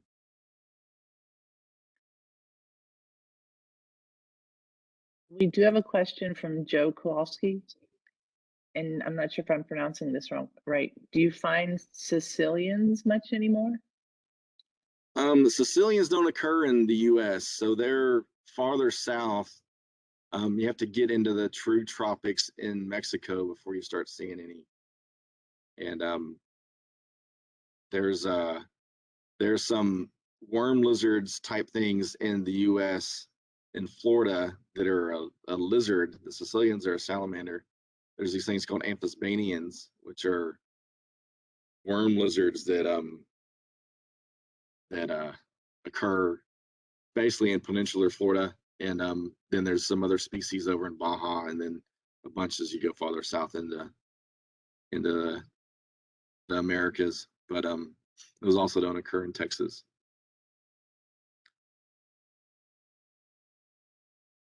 All right, so on to the snakes. So there's the snake diversity in South Texas is really high, probably as high or higher than anywhere else in the state.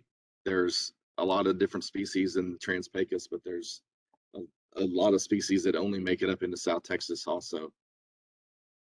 Some of the more common things I'll show first. This is the Great Plains rat snake, and rat snakes in South Texas are pretty widespread, and one of the more common things that you see around buildings and junk piles and old buildings and new buildings alike, they a lot of times will get up in the rafters and raid bird nests, and they also eat a lot of rats and that sort of stuff. So they're always kind of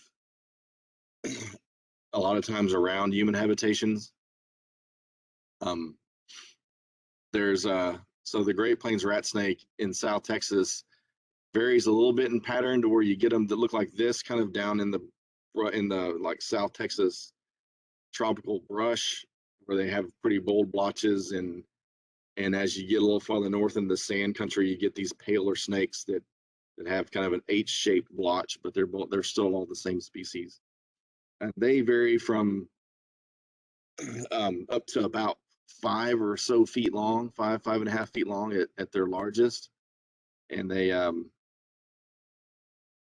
some of the things you look at in snakes to start trying to tell them apart. So people look at snakes and think, what characters can you look at to kind of ID snakes? And a lot of things that you look at for snakes is kind of their scalation. Think of the first thing, and there's several species of snakes that have what are called keeled scales, and a bunch of species that don't.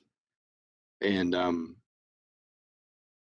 the keeled scales are basically a ridge on each scale on the whole snake, more or less. So that ridge, it gives the snake a rough appearance.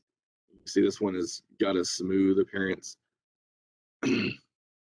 This one's kind of a tricky one though, because it actually has keeled scales, but they're more or less being lost in that species. So you could see keels on their back, like right around here on this zone of the species. But these Great Plains rat snakes have very light keeling on their scales.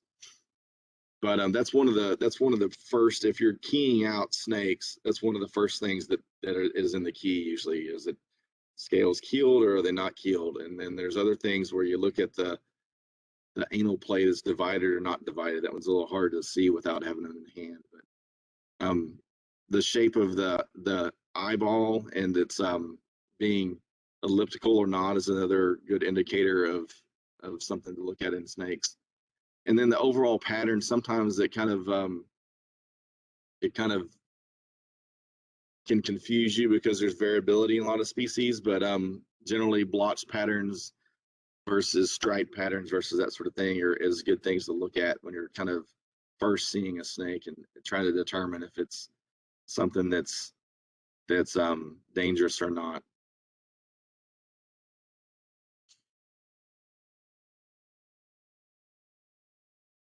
So another species that's more diurnal and but pretty common throughout most of South Texas is the Texas patchnose snake.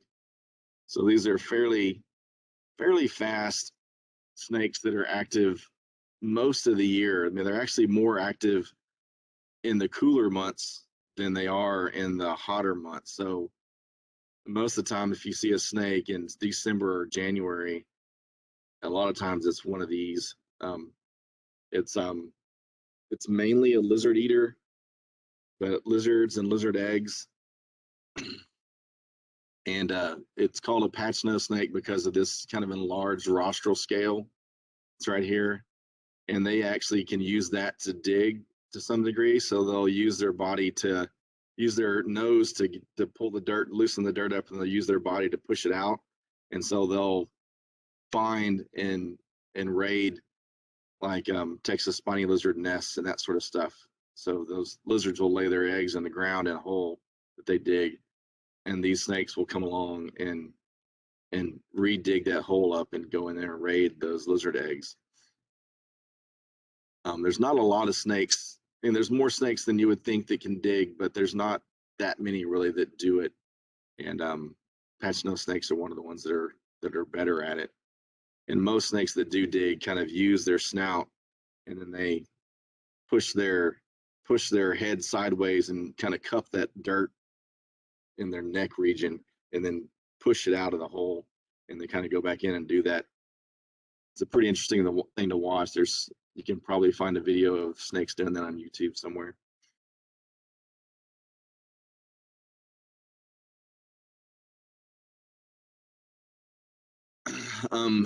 So snakes in general are in a few families. There's really one really large catch-all family of snakes called Colubridae, which is most of the snakes in the U.S. And those first two snakes I've shown are both in that same family. And so is this next one, which is not an uncommon snake, but it's also unique but not uncommon in South Texas. This is the Texas indigo snake.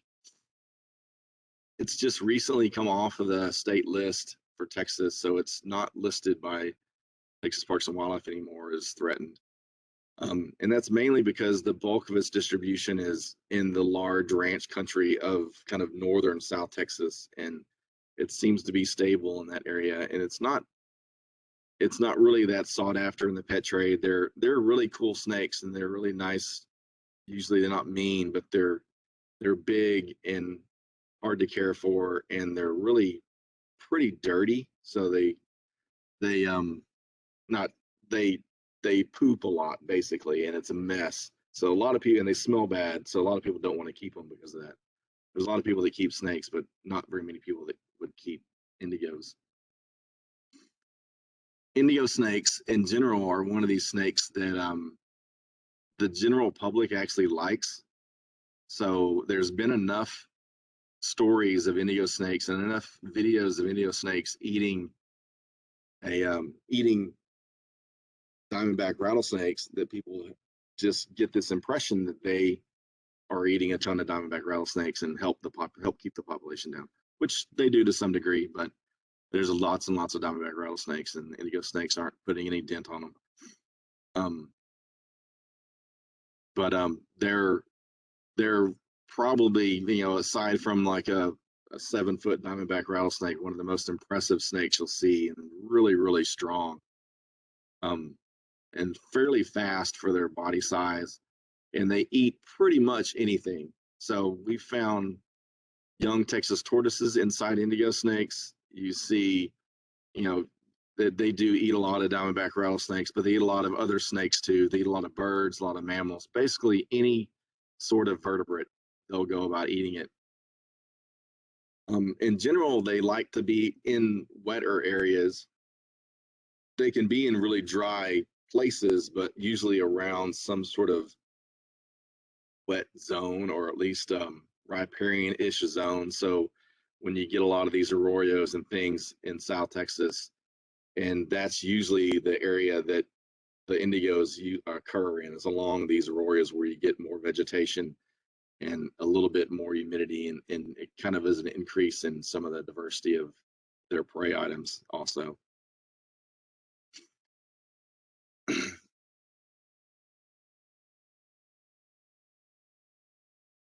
Okay, so on to like the really unique things for South Texas. This is a tropical species of snake called a catid snake.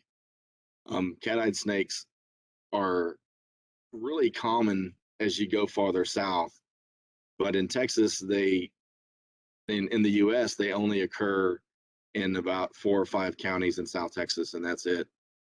And they're pretty secretive. They're nocturnal, and they eat mostly frogs, so they're kind of limited in their distribution in South Texas, is because there's not that much kind of aquatic habitat around.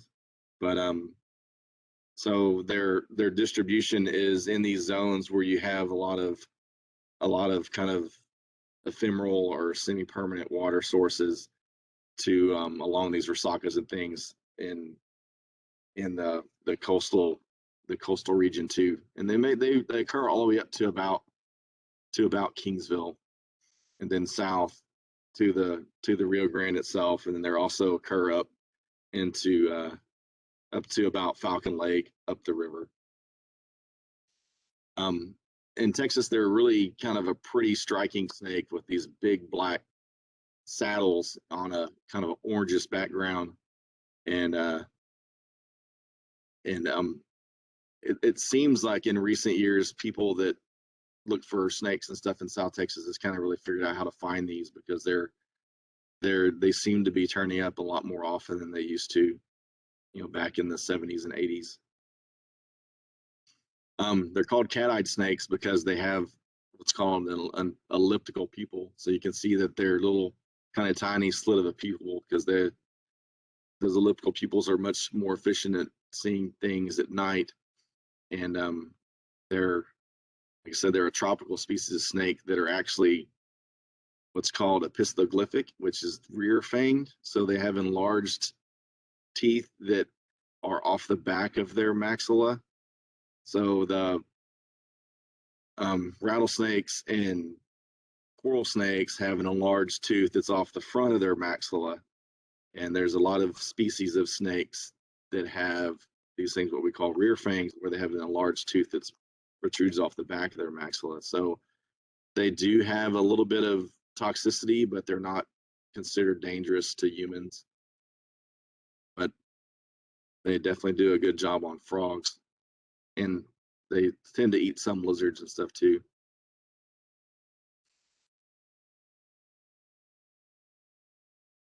Another species that just barely gets into Texas is the Speckled Racer.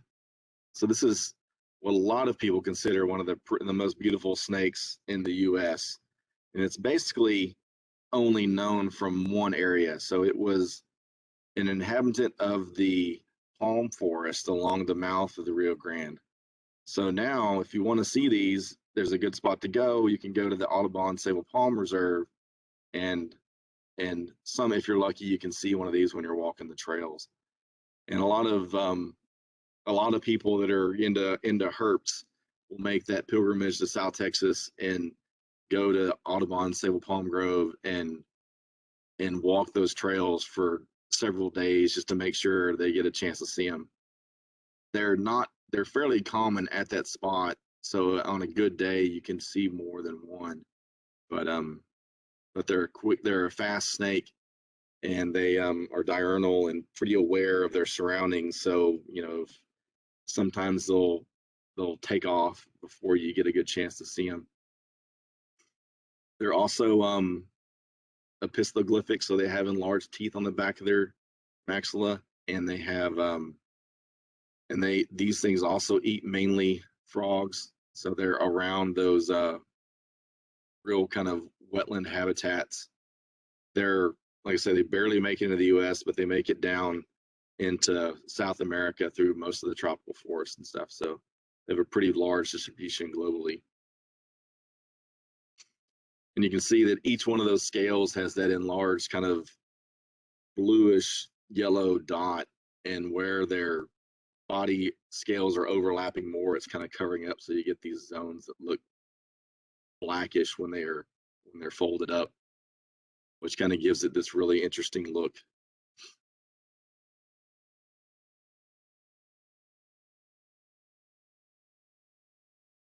Okay, and then everybody's favorite venomous snake of South Texas is the Western Diamondback Rattlesnake. So these are widespread snakes that are basically throughout the Southwest, and they occur more or less east or west of the I-35 corridor all the way through Texas. So more or less half of the western half of Texas has diamondback rattlesnakes. In a lot of places, especially South Texas, they can be one of the most common snakes. I've had nights around Kingsville where I've seen 30 or 40 of them just crossing the roads at night. So, and I've heard of people finding many more than that before on kind of really good nights for snake activity. They're like I was talking about before with keeled scales. You can see diamondback rattlesnakes have really strongly keeled scales. So each, like there's a keel right there on the middle of that scale, and you can see it pretty well there. And it just gives it this kind of rough looking appearance. So, most of our pit vipers, which are a lot of our venomous snakes, have those kind of rough looking keeled scales. So if you're in East Texas, copperheads, cottonmouths have those. And then all your species of rattlesnakes also have keeled scales. The only major group of venomous snakes that don't have those are the coral snakes. So the coral snakes are smooth scaled. So like I was saying, these are pit vipers. So you can see on this individual, there's its heat sensing pit right here in its face between its snout and its eye. And that pit is able to detect changes in temperature at a really, really finite scale. So it can detect like tenths of a degree change in temperature from ambient. So it's basically like seeing with heat instead, or seeing with temperature change instead of seeing with light. So and they can make targeted strikes using that heat signature on prey items, and that's what they generally do with when they're feeding on birds and mammals. South Texas is also known for kind of having the biggest diamondback rattlesnakes in the U.S. And yeah, they can reach regularly to 6 foot long, and the largest diamondback rattlesnake probably ever officially recorded is in the 7.5 to 7 foot 10-ish inches range. But yeah, I mean, it's not uncommon to see one over 6 foot. And last time I was down there that way, we found one that we didn't measure it, but we caught it and we're stretching it out and stuff, and it was well over 6 foot, six probably 8 or 10, which was the largest one I'd seen. And when they get that big, they get really heavy.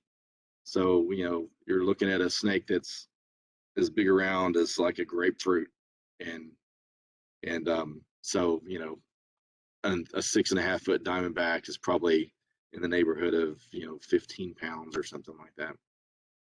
So they're massive, truly massive snakes. And when they're that size, they're feeding mainly on rabbits, probably, and fairly large or small mammals. But they're known to eat all sorts of prey items. But it's mainly mice, rats, and then the occasional bird. You hear lots of stories about rattlesnakes and diamondback rattlesnakes in particular, and people talk about them not rattling as much as they used to in the past, and I don't think any of those stories are true. They're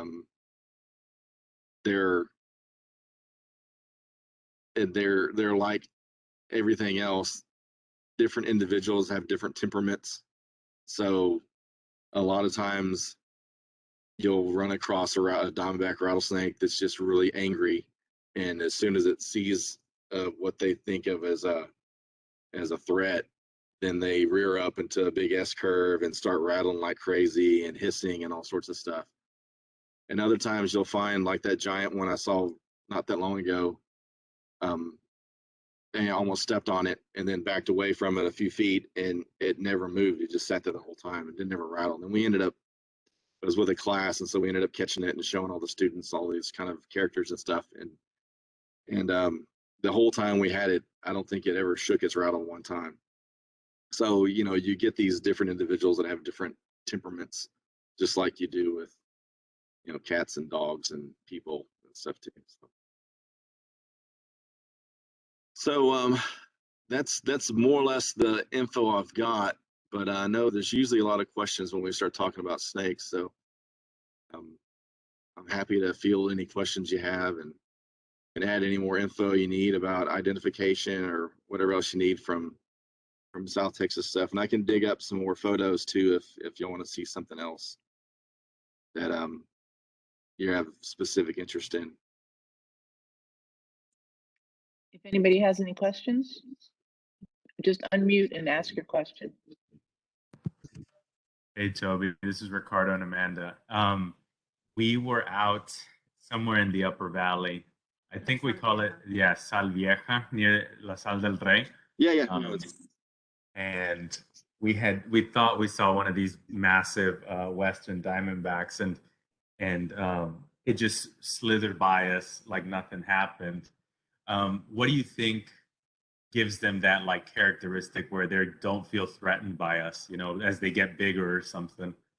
I mean, I think that's it's a function of size. I think, you know, in my experience, the bigger the diamondback rattlesnake, the less kind of aggressive it is. I mean, there's obviously there's outliers, but most of the time after they're like 5 foot long and they're starting to put on a lot of mass, they really don't have that many things out there that are their predators anymore.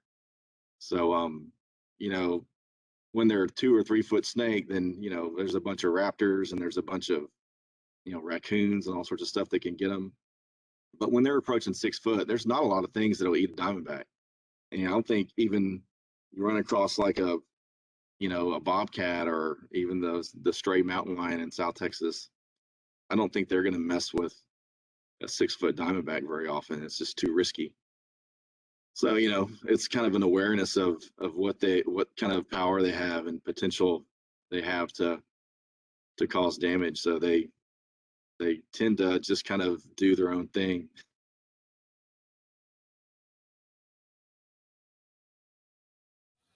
Yes, Mr. Hibbitts, I have some land in Woodsboro, Texas, and near the little creek, we find these little, are they newts? They're shiny black, and the bottoms are like turquoise blue. They're about. What you're talking about is a skink. Oh, skink. Okay. So there's I can pull one up. I think I can get over there. Well, escape from this slideshow.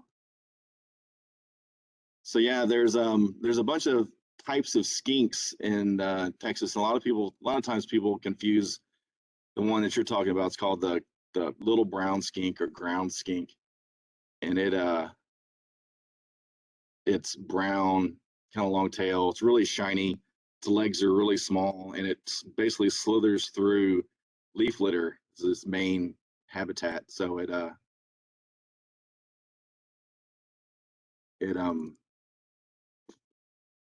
just pulling one up real fast. So yeah, they're really common as you get farther east. So in the forests of East Texas, little brown skinks are one of the most common things, and something I always show when I'm talking at Brazos Valley stuff. But they don't really make it all the way down to the lower valley. They make it down kind of, you know, occasionally down into like Kennedy, Willacy County and stuff. But yeah, there's other skinks that are farther south too, like that are a little bit bigger, like 4-line skinks and Great Plains skinks. Let's see.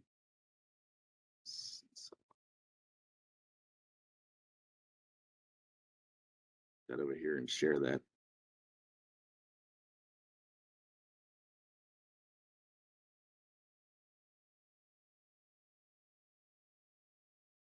Is that picture there? Do you see it?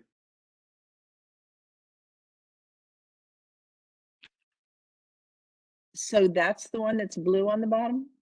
It's usually yellowish, but it can be bluish too. It's usually, it has skinks have a sheen to them. So if you catch one and look at the underside, if the light's hitting it right, it looks different colors at different times.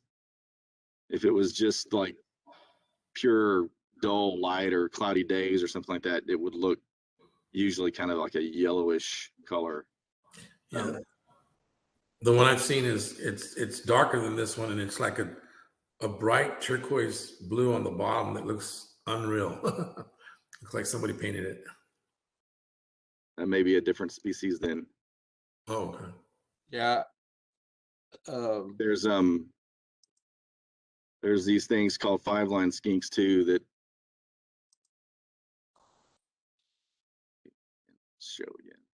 I know what Edward's talking about because I live in Harlingen and we have those along our front porch and the flower bed and stuff there.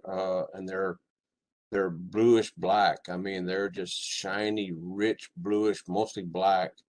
And they're not striped, they're just solid. Yes, that's what I've seen. Mm-hmm. So that would probably be a young Great Plains skink. One of those up too. There's one that's you can barely see. Is that what you're talking about? Something that's black, bluish black, and its tail and base of its tail is blue. Kind of fades from blue on the tip up to purple, and it's black on the body.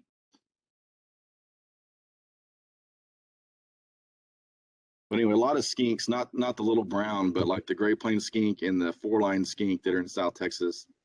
When they're babies or when they're small, they have a lot of dark coloration that kind of has blue tails and blue that reaches into the body. And as they get older, they get duller. So that's a baby Great Plains skink that's there, and an adult Great Plains skink looks like that.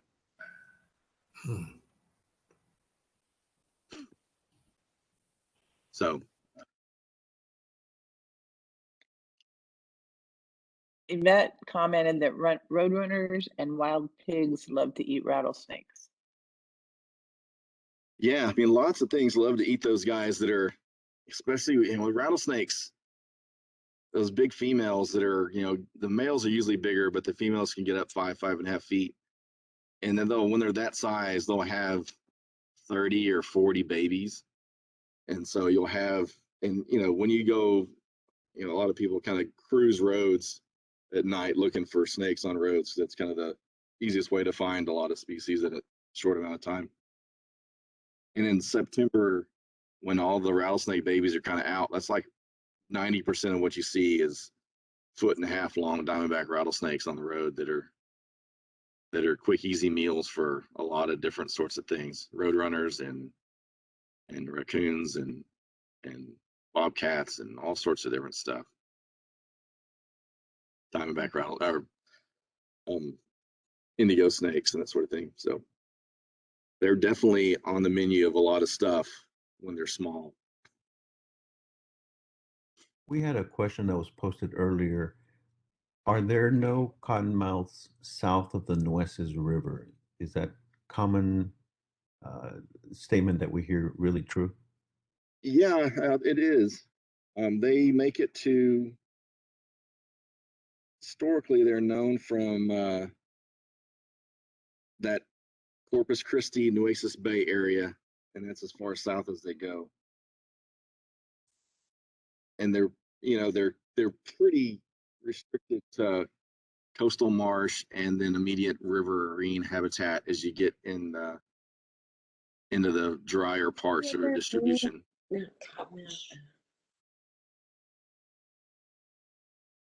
So yeah, down in deep South Texas, there's not any cottonmouth. There's 2 species of water snakes that are pretty common: the diamondback water snake and the yellow-bellied water snake, and they both live around water, act in kind of resemble cottonmouths to some degree. It's part of their defensive mechanism is to flatten their heads out and kind of look really impressive when they're approached. So there's a lot of things that kind of try to look like a venomous snake whenever they can.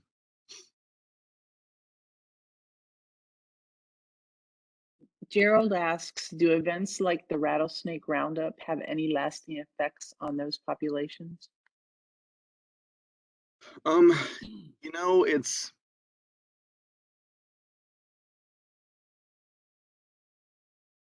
there's been several papers that have been written on kind of rattlesnake roundups and in general the trends over the years of rattlesnake roundups. Like for Sweetwater, they took records and kept records since the early 50s, and the only real trend and change in number of rattlesnakes brought in has to do with economics of how much they can get for rattlesnake skins at the time. So if there's more value in the skins, then there's more brought in. If there's less value, there's less. And otherwise, there's not any other indicators that change the numbers that are brought in. So most of the data says that there's not really strong effects on population-wide for diamondback rattlesnakes due to roundups. Obviously, work on effects of people gassing dens and that sort of stuff for rattlesnakes shows some effects, especially on non-target species. So like whatever else lives in those dens. But yeah, I mean, I know that hearing stories from rattlesnake hunters that they can also gas a den year to year to year and still get rattlesnakes out of it. So it may not be doing, we don't know how much it's actually affecting the rattlesnakes, but there's definitely a lot of evidence that gassing dens affects mice and insects and all sorts of other things that actually use those.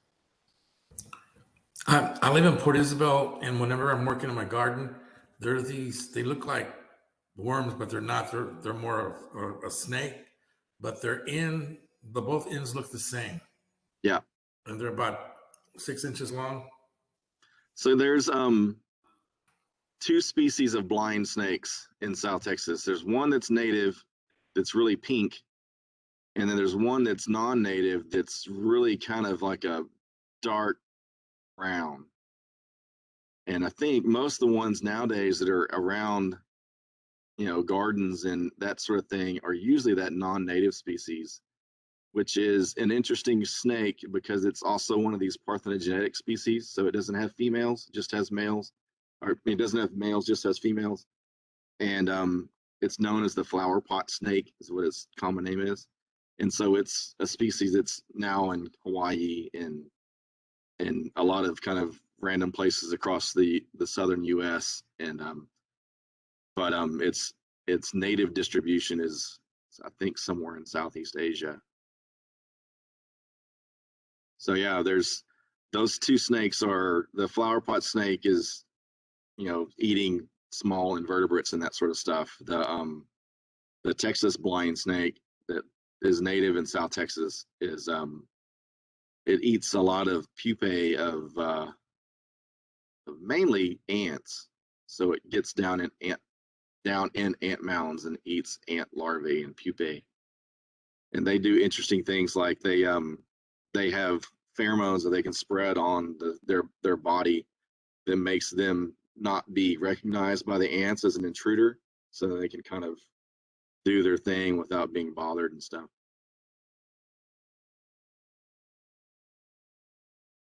That's interesting. I've noticed a paucity of them in Palm Valley. Like 10 years ago, I would hear them during some. Now, not at all, really. I couldn't hear you. What was that? We used to hear them a lot in Palm Valley, and now I don't hear them in the summertime. The Rio Grande frog. Oh, the Rio Grande chirping frog, is it you said? Yes. Yeah. That's an interesting frog. I mean, they've basically, they're one of those invasives but native, more or less. So they're known from South Texas, but they've invaded almost all of East Texas. 90% of the nights that are above 40 degrees, I can hear chirping frogs in College Station.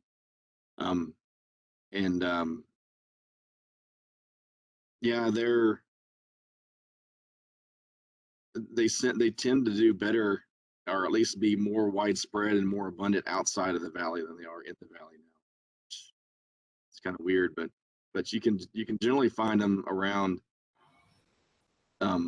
irrigated lawns and gardens, and any place that is kind of natural habitat is kind of wet, moist soils around forests and kind of woody areas. Also, the green tree frogs, are they in South Texas? The ones that are like almost a vibrant green color, and they don't look real. Yeah, no, they make it down there too, and it's not completely clear if they're native or not in South Texas. They're obviously found out through most of Texas, most of eastern Texas, but they've been expanding their populations. Like there are a lot of them in Big Bend National Park now. Okay. And there's a lot of them, or you hear them around Del Rio and stuff, and that's past what they used to be. And they have this, tree frogs in general have this kind of habit of clinging on to things. So if you go in a travel trailer to some state park in East Texas, and you have lights and stuff on your trailer, tree frogs will come and hop on the side of your trailer and go try to eat bugs that are coming in the lights. And then you pack up that thing and then drive down to South Texas and one of the winter Texan camps, and they jump off, and then they do fine down there. So that's definitely what's happened, because they're in Rio Grande Village in Big Bend National Park, and really dense. And they tend to be, at least initially, close to places that people put trailers a lot. Okay. Wow. But yeah, they're a cool frog, bright green with a white stripe kind of through their mouth and on their side, and a pretty loud call that they do during the summer. And they like to be in permanent bodies of water, a lot of times with emergent vegetation like lily pads or cattails or that sort of stuff. So we had a question about horned toads. Okay. Is there an area in the valley to find them? And Robert did answer that their Palo Alto has some, but I'm sure there's some other areas that are where they can be found. Yeah, I mean, horned toads it's easier to find them in the western part of the valley than the eastern part. So when you get out in that kind of dry Tamaulipas and thorn scrub on the western side of the valley, they're usually easier to find. And the best way to find horned toads is really to just drive down like gravel roads in the kind of mid-morning, about 10 o'clock or something on a warm day. And it's really hard to find a horned toad by walking up on it, just because they're so cryptic and they don't really run that much. So even if you're kind of a proficient lizard finder, you don't see a whole lot of them when you're out just walking around, unless you almost step on it, then it like scurries off from under your foot.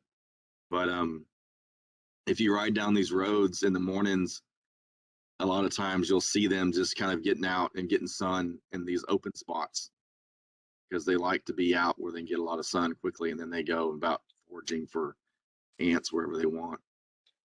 So yeah, I know that they're pretty much throughout the valley in some density, but they're more common as you go more farther west. But that strip of that sand sheet, so like we used to work, they had ranches in Jim Hogg, Brooks, and Willacy counties, and we found horned toads pretty commonly in all of those places, and in Kennedy too. And but yeah, generally you'd find them crossing roads, in the morning or late afternoon after it's cooled down a little bit. Oh, that's good. I like horned toads. Raul said he's seen horned lizards at Sal de Rey. Uh-huh. And we have some in Port Isabel too. I've seen several. Oh, cool. Tony asked, do we have copperheads in the Rio Grande Valley? No, they don't make it any farther south than the cottonmouths do.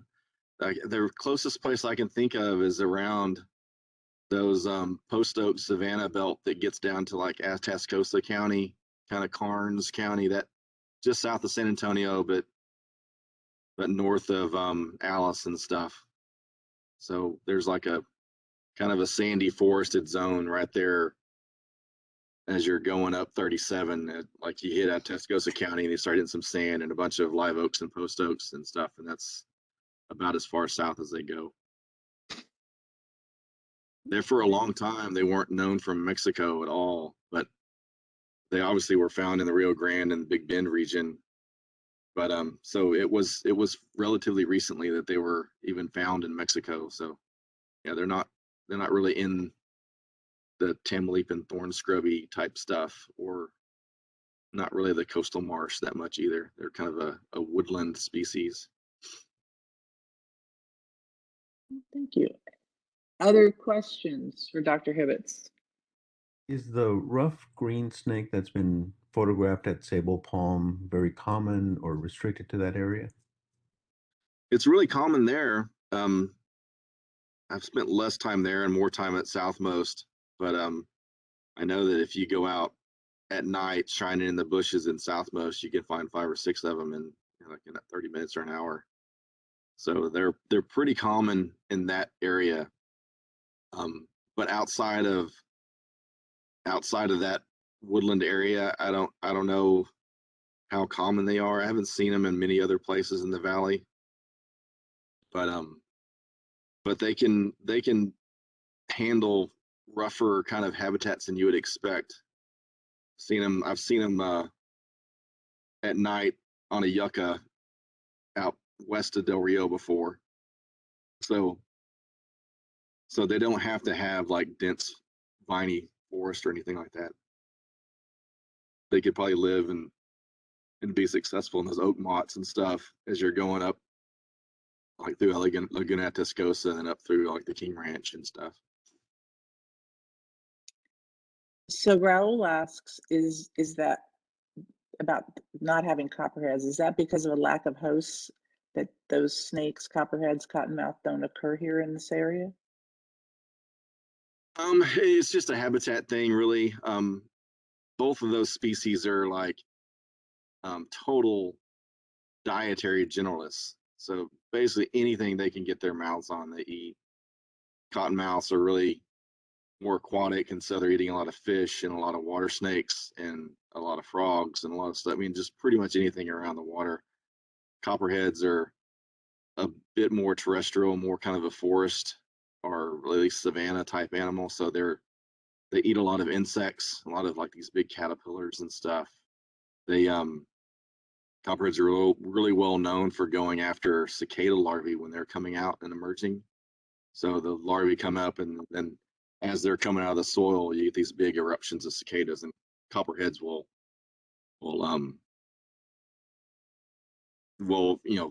congregate on areas where there's a ton of cicadas, sometimes fairly large numbers of copperheads, and gorge themselves, like eat 8 or 10 of them in a night.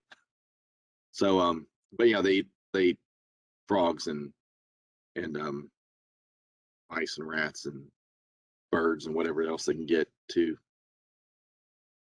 But the thing that South Texas doesn't have for either one of those is really the habitat. So there's a pretty good change that occurs right there around that Corpus Christi Bay area. And you have several things that kind of drop out, where there's like there's a broad-banded water snake that doesn't get farther south in there. There's also a salt marsh snake.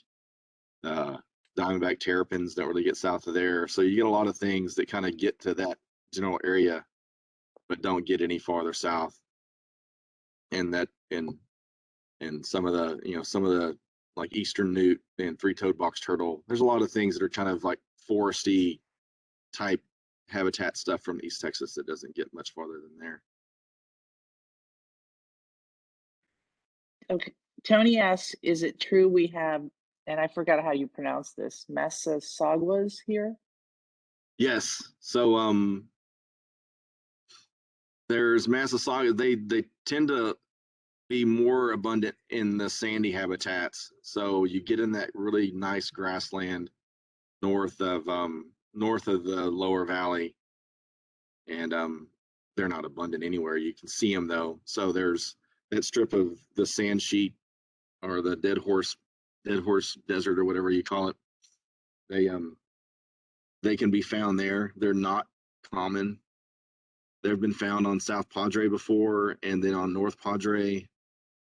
You know, I know a guy that does a ton of birding and does a ton of herping that lives basically on North Padre Island, and he's INAT'd like 2,000 glass lizards on Padre Island, and he's seen, I believe, 2 Massasaugas in like 4 or 5 years.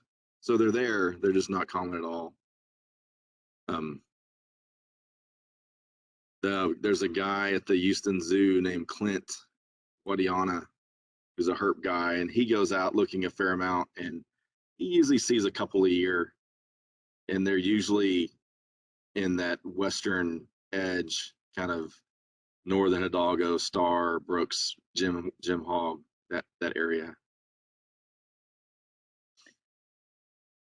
Tony asks, are Massasaugas more toxic than rattlers?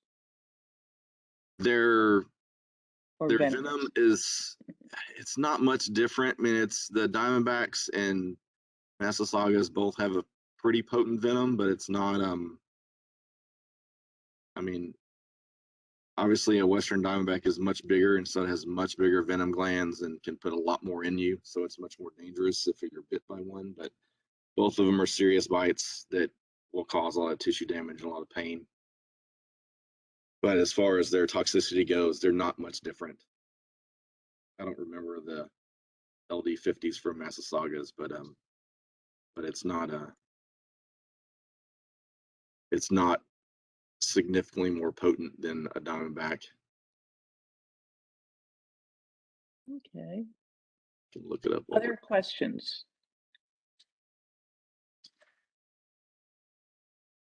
If no one else, oh, just a good comment. Really enjoyed the presentation. Thank you, Dr. Hibbitts. And that's, I've seen lots of people say that, and we really appreciate your time this evening. This was very interesting, and I really want to go to Sable Palm and see one of those speckled racers. That's a beautiful snake, which I never thought I would say. They are really pretty, and you know, I've heard of people that have gone and walked that trail a couple times and seen 6 or 7, but I also know people that have gone and walked that trail 20 times and not seen one yet. So there's certain conditions that I've seen them there, but not very many.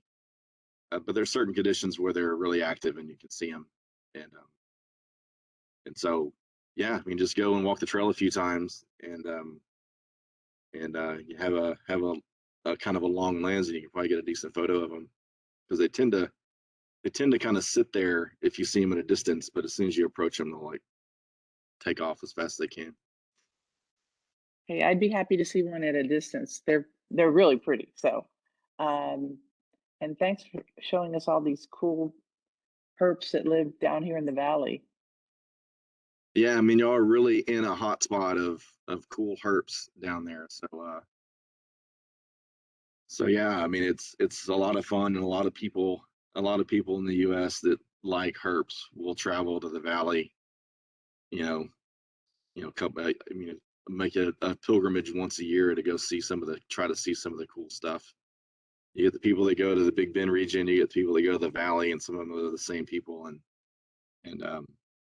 you know, it's always fun to go down there. And you can usually go down to South Texas a lot earlier than you can other places because it's so much more tropical. So people make spring break trips to South Texas looking for snakes. That's good to know. Yep. That yeah. That's Not very all good the to speed know. breakers are on the beach. Some of them are out in the reserves looking for things. That's what I was thinking about. How could I say that? So yeah, they're not all at Clayton's. Thank you for your time. It was very, very interesting. You're welcome. And yeah, I enjoyed it. Your pictures are great and your information's fantastic. So thank you again. And with that, I'm going to take back sharing. Okay.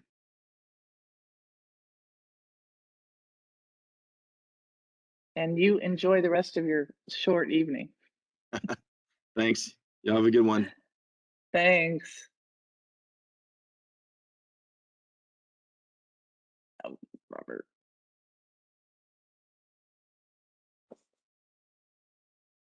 I did it again. No, I clicked off of.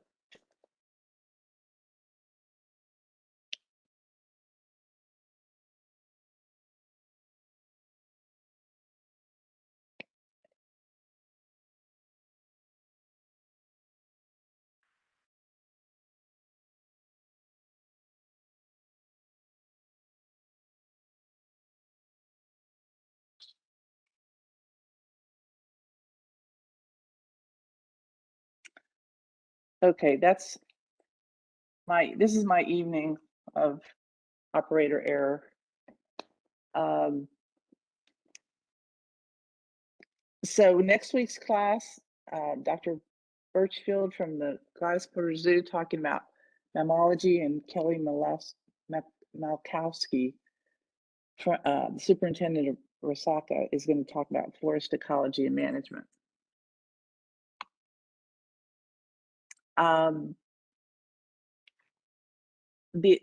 Just a few things to point out about advanced training guidelines.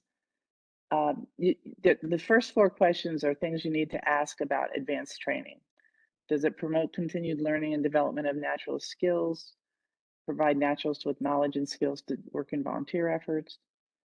Direct train volunteers towards specific programs? Provide natural resource management issues?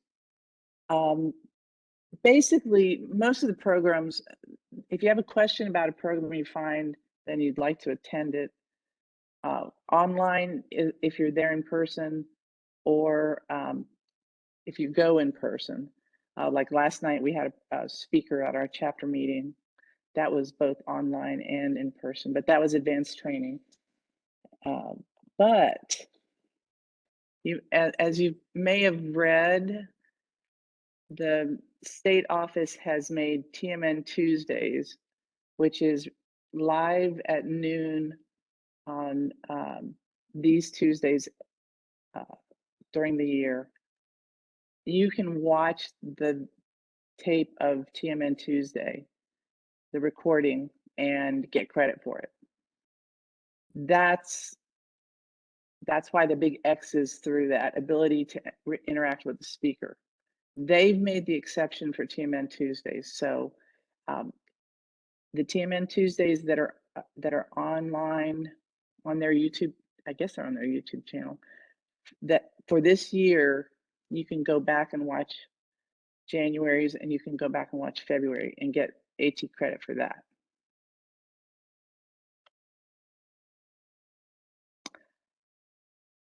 Okay.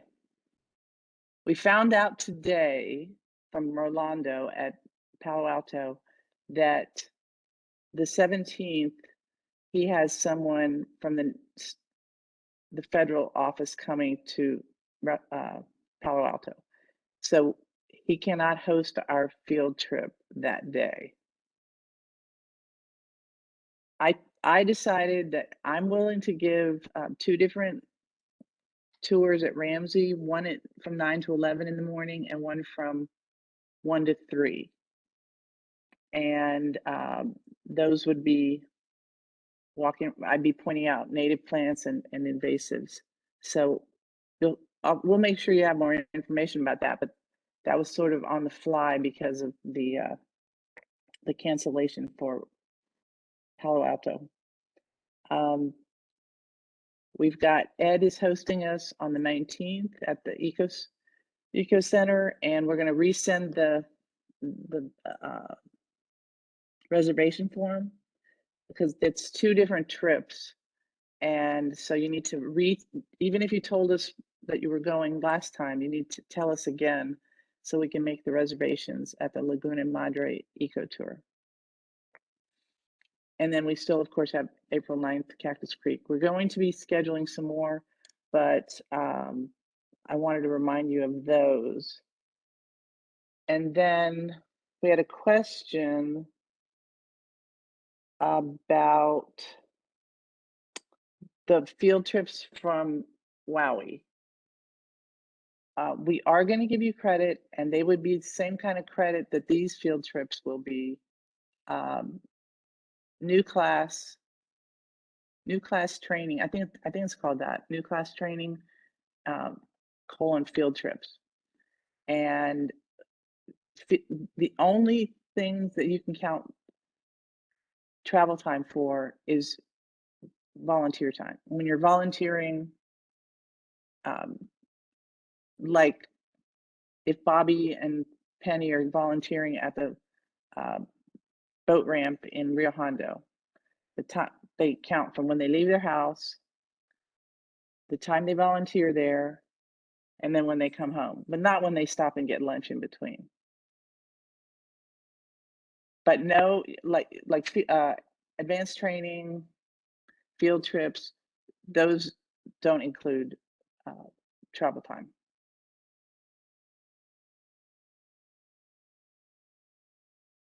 Does anybody have any questions?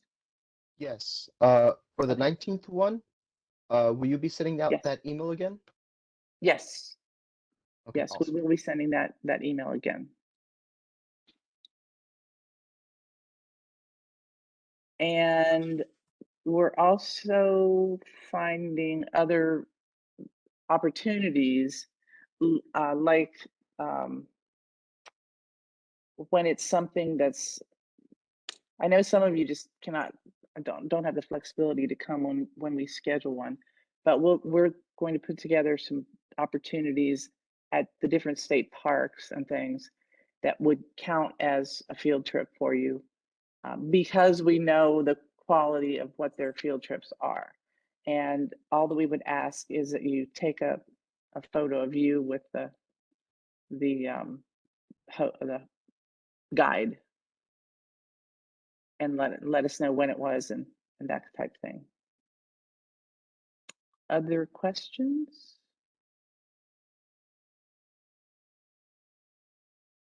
Well, I'm glad everybody liked Dr. Hibbitts. That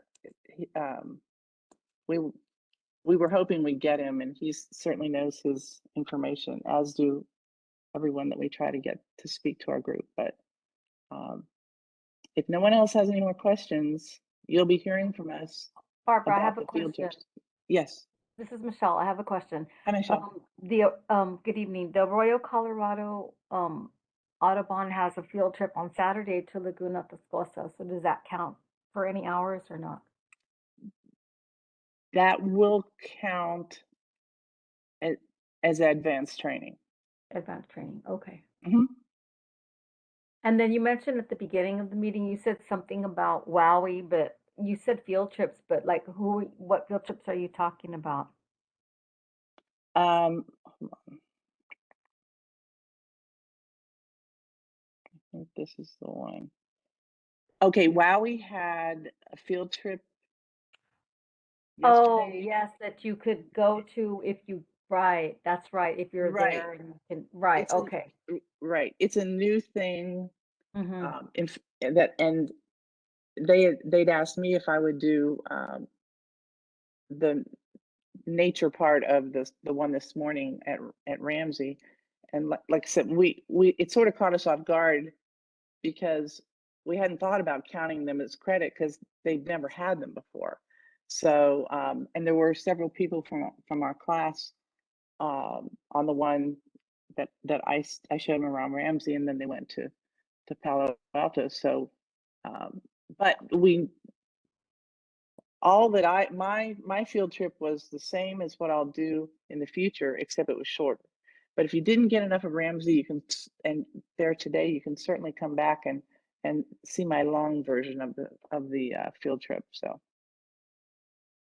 hope that answered your question. Yes, thank you. Sure, I more than answered it. Anybody else got questions? Oh, one more thing. If you know you're going to have to miss a class, let us know, because I got the list of classes from the other chapter, and we can do some like if as long as you haven't seen the topic already, like if you were here for herpetology, you can't go to their herpetology and get credit for it. But we can, if it works, that they have one that you haven't seen at the time you're not going to be available for ours, like you're out of the country, out of state, something, traveling, then we let us know, and we can ask them to send you the link to their class. It's their classes are the same as ours. They're online, so we would give them your information, and then they would send you the link to attend the class. I have one more question, sorry. Sure, Okay. no problem. Yesterday, I watched the chapter meeting, the monthly one, on Tuesday evening at 6:30. So if we saw it live, we get 1 hour credit. But if we did not see it live, like if, I know you just sent us an email maybe this evening or this afternoon, right? That doesn't count. You had to have been there yesterday, virtually or in person? Yes. Okay. Yeah, exactly. The state office made an exception for their speakers, but we can't make an exception for our chapter meeting speakers. So if you were in the room, it was last night, or if you were online last night, then that counts as an hour of advanced training. Thank you for asking that. Okay, thank you. If no one else has anything else, we appreciate your attending, and we'll be sending more information about the field trips, and also as soon as we can make up some questions for your quiz. So if nothing else, then y'all have a good evening. Good night. Thank you. Thank you. Good night. Thank you. Good night. Good night.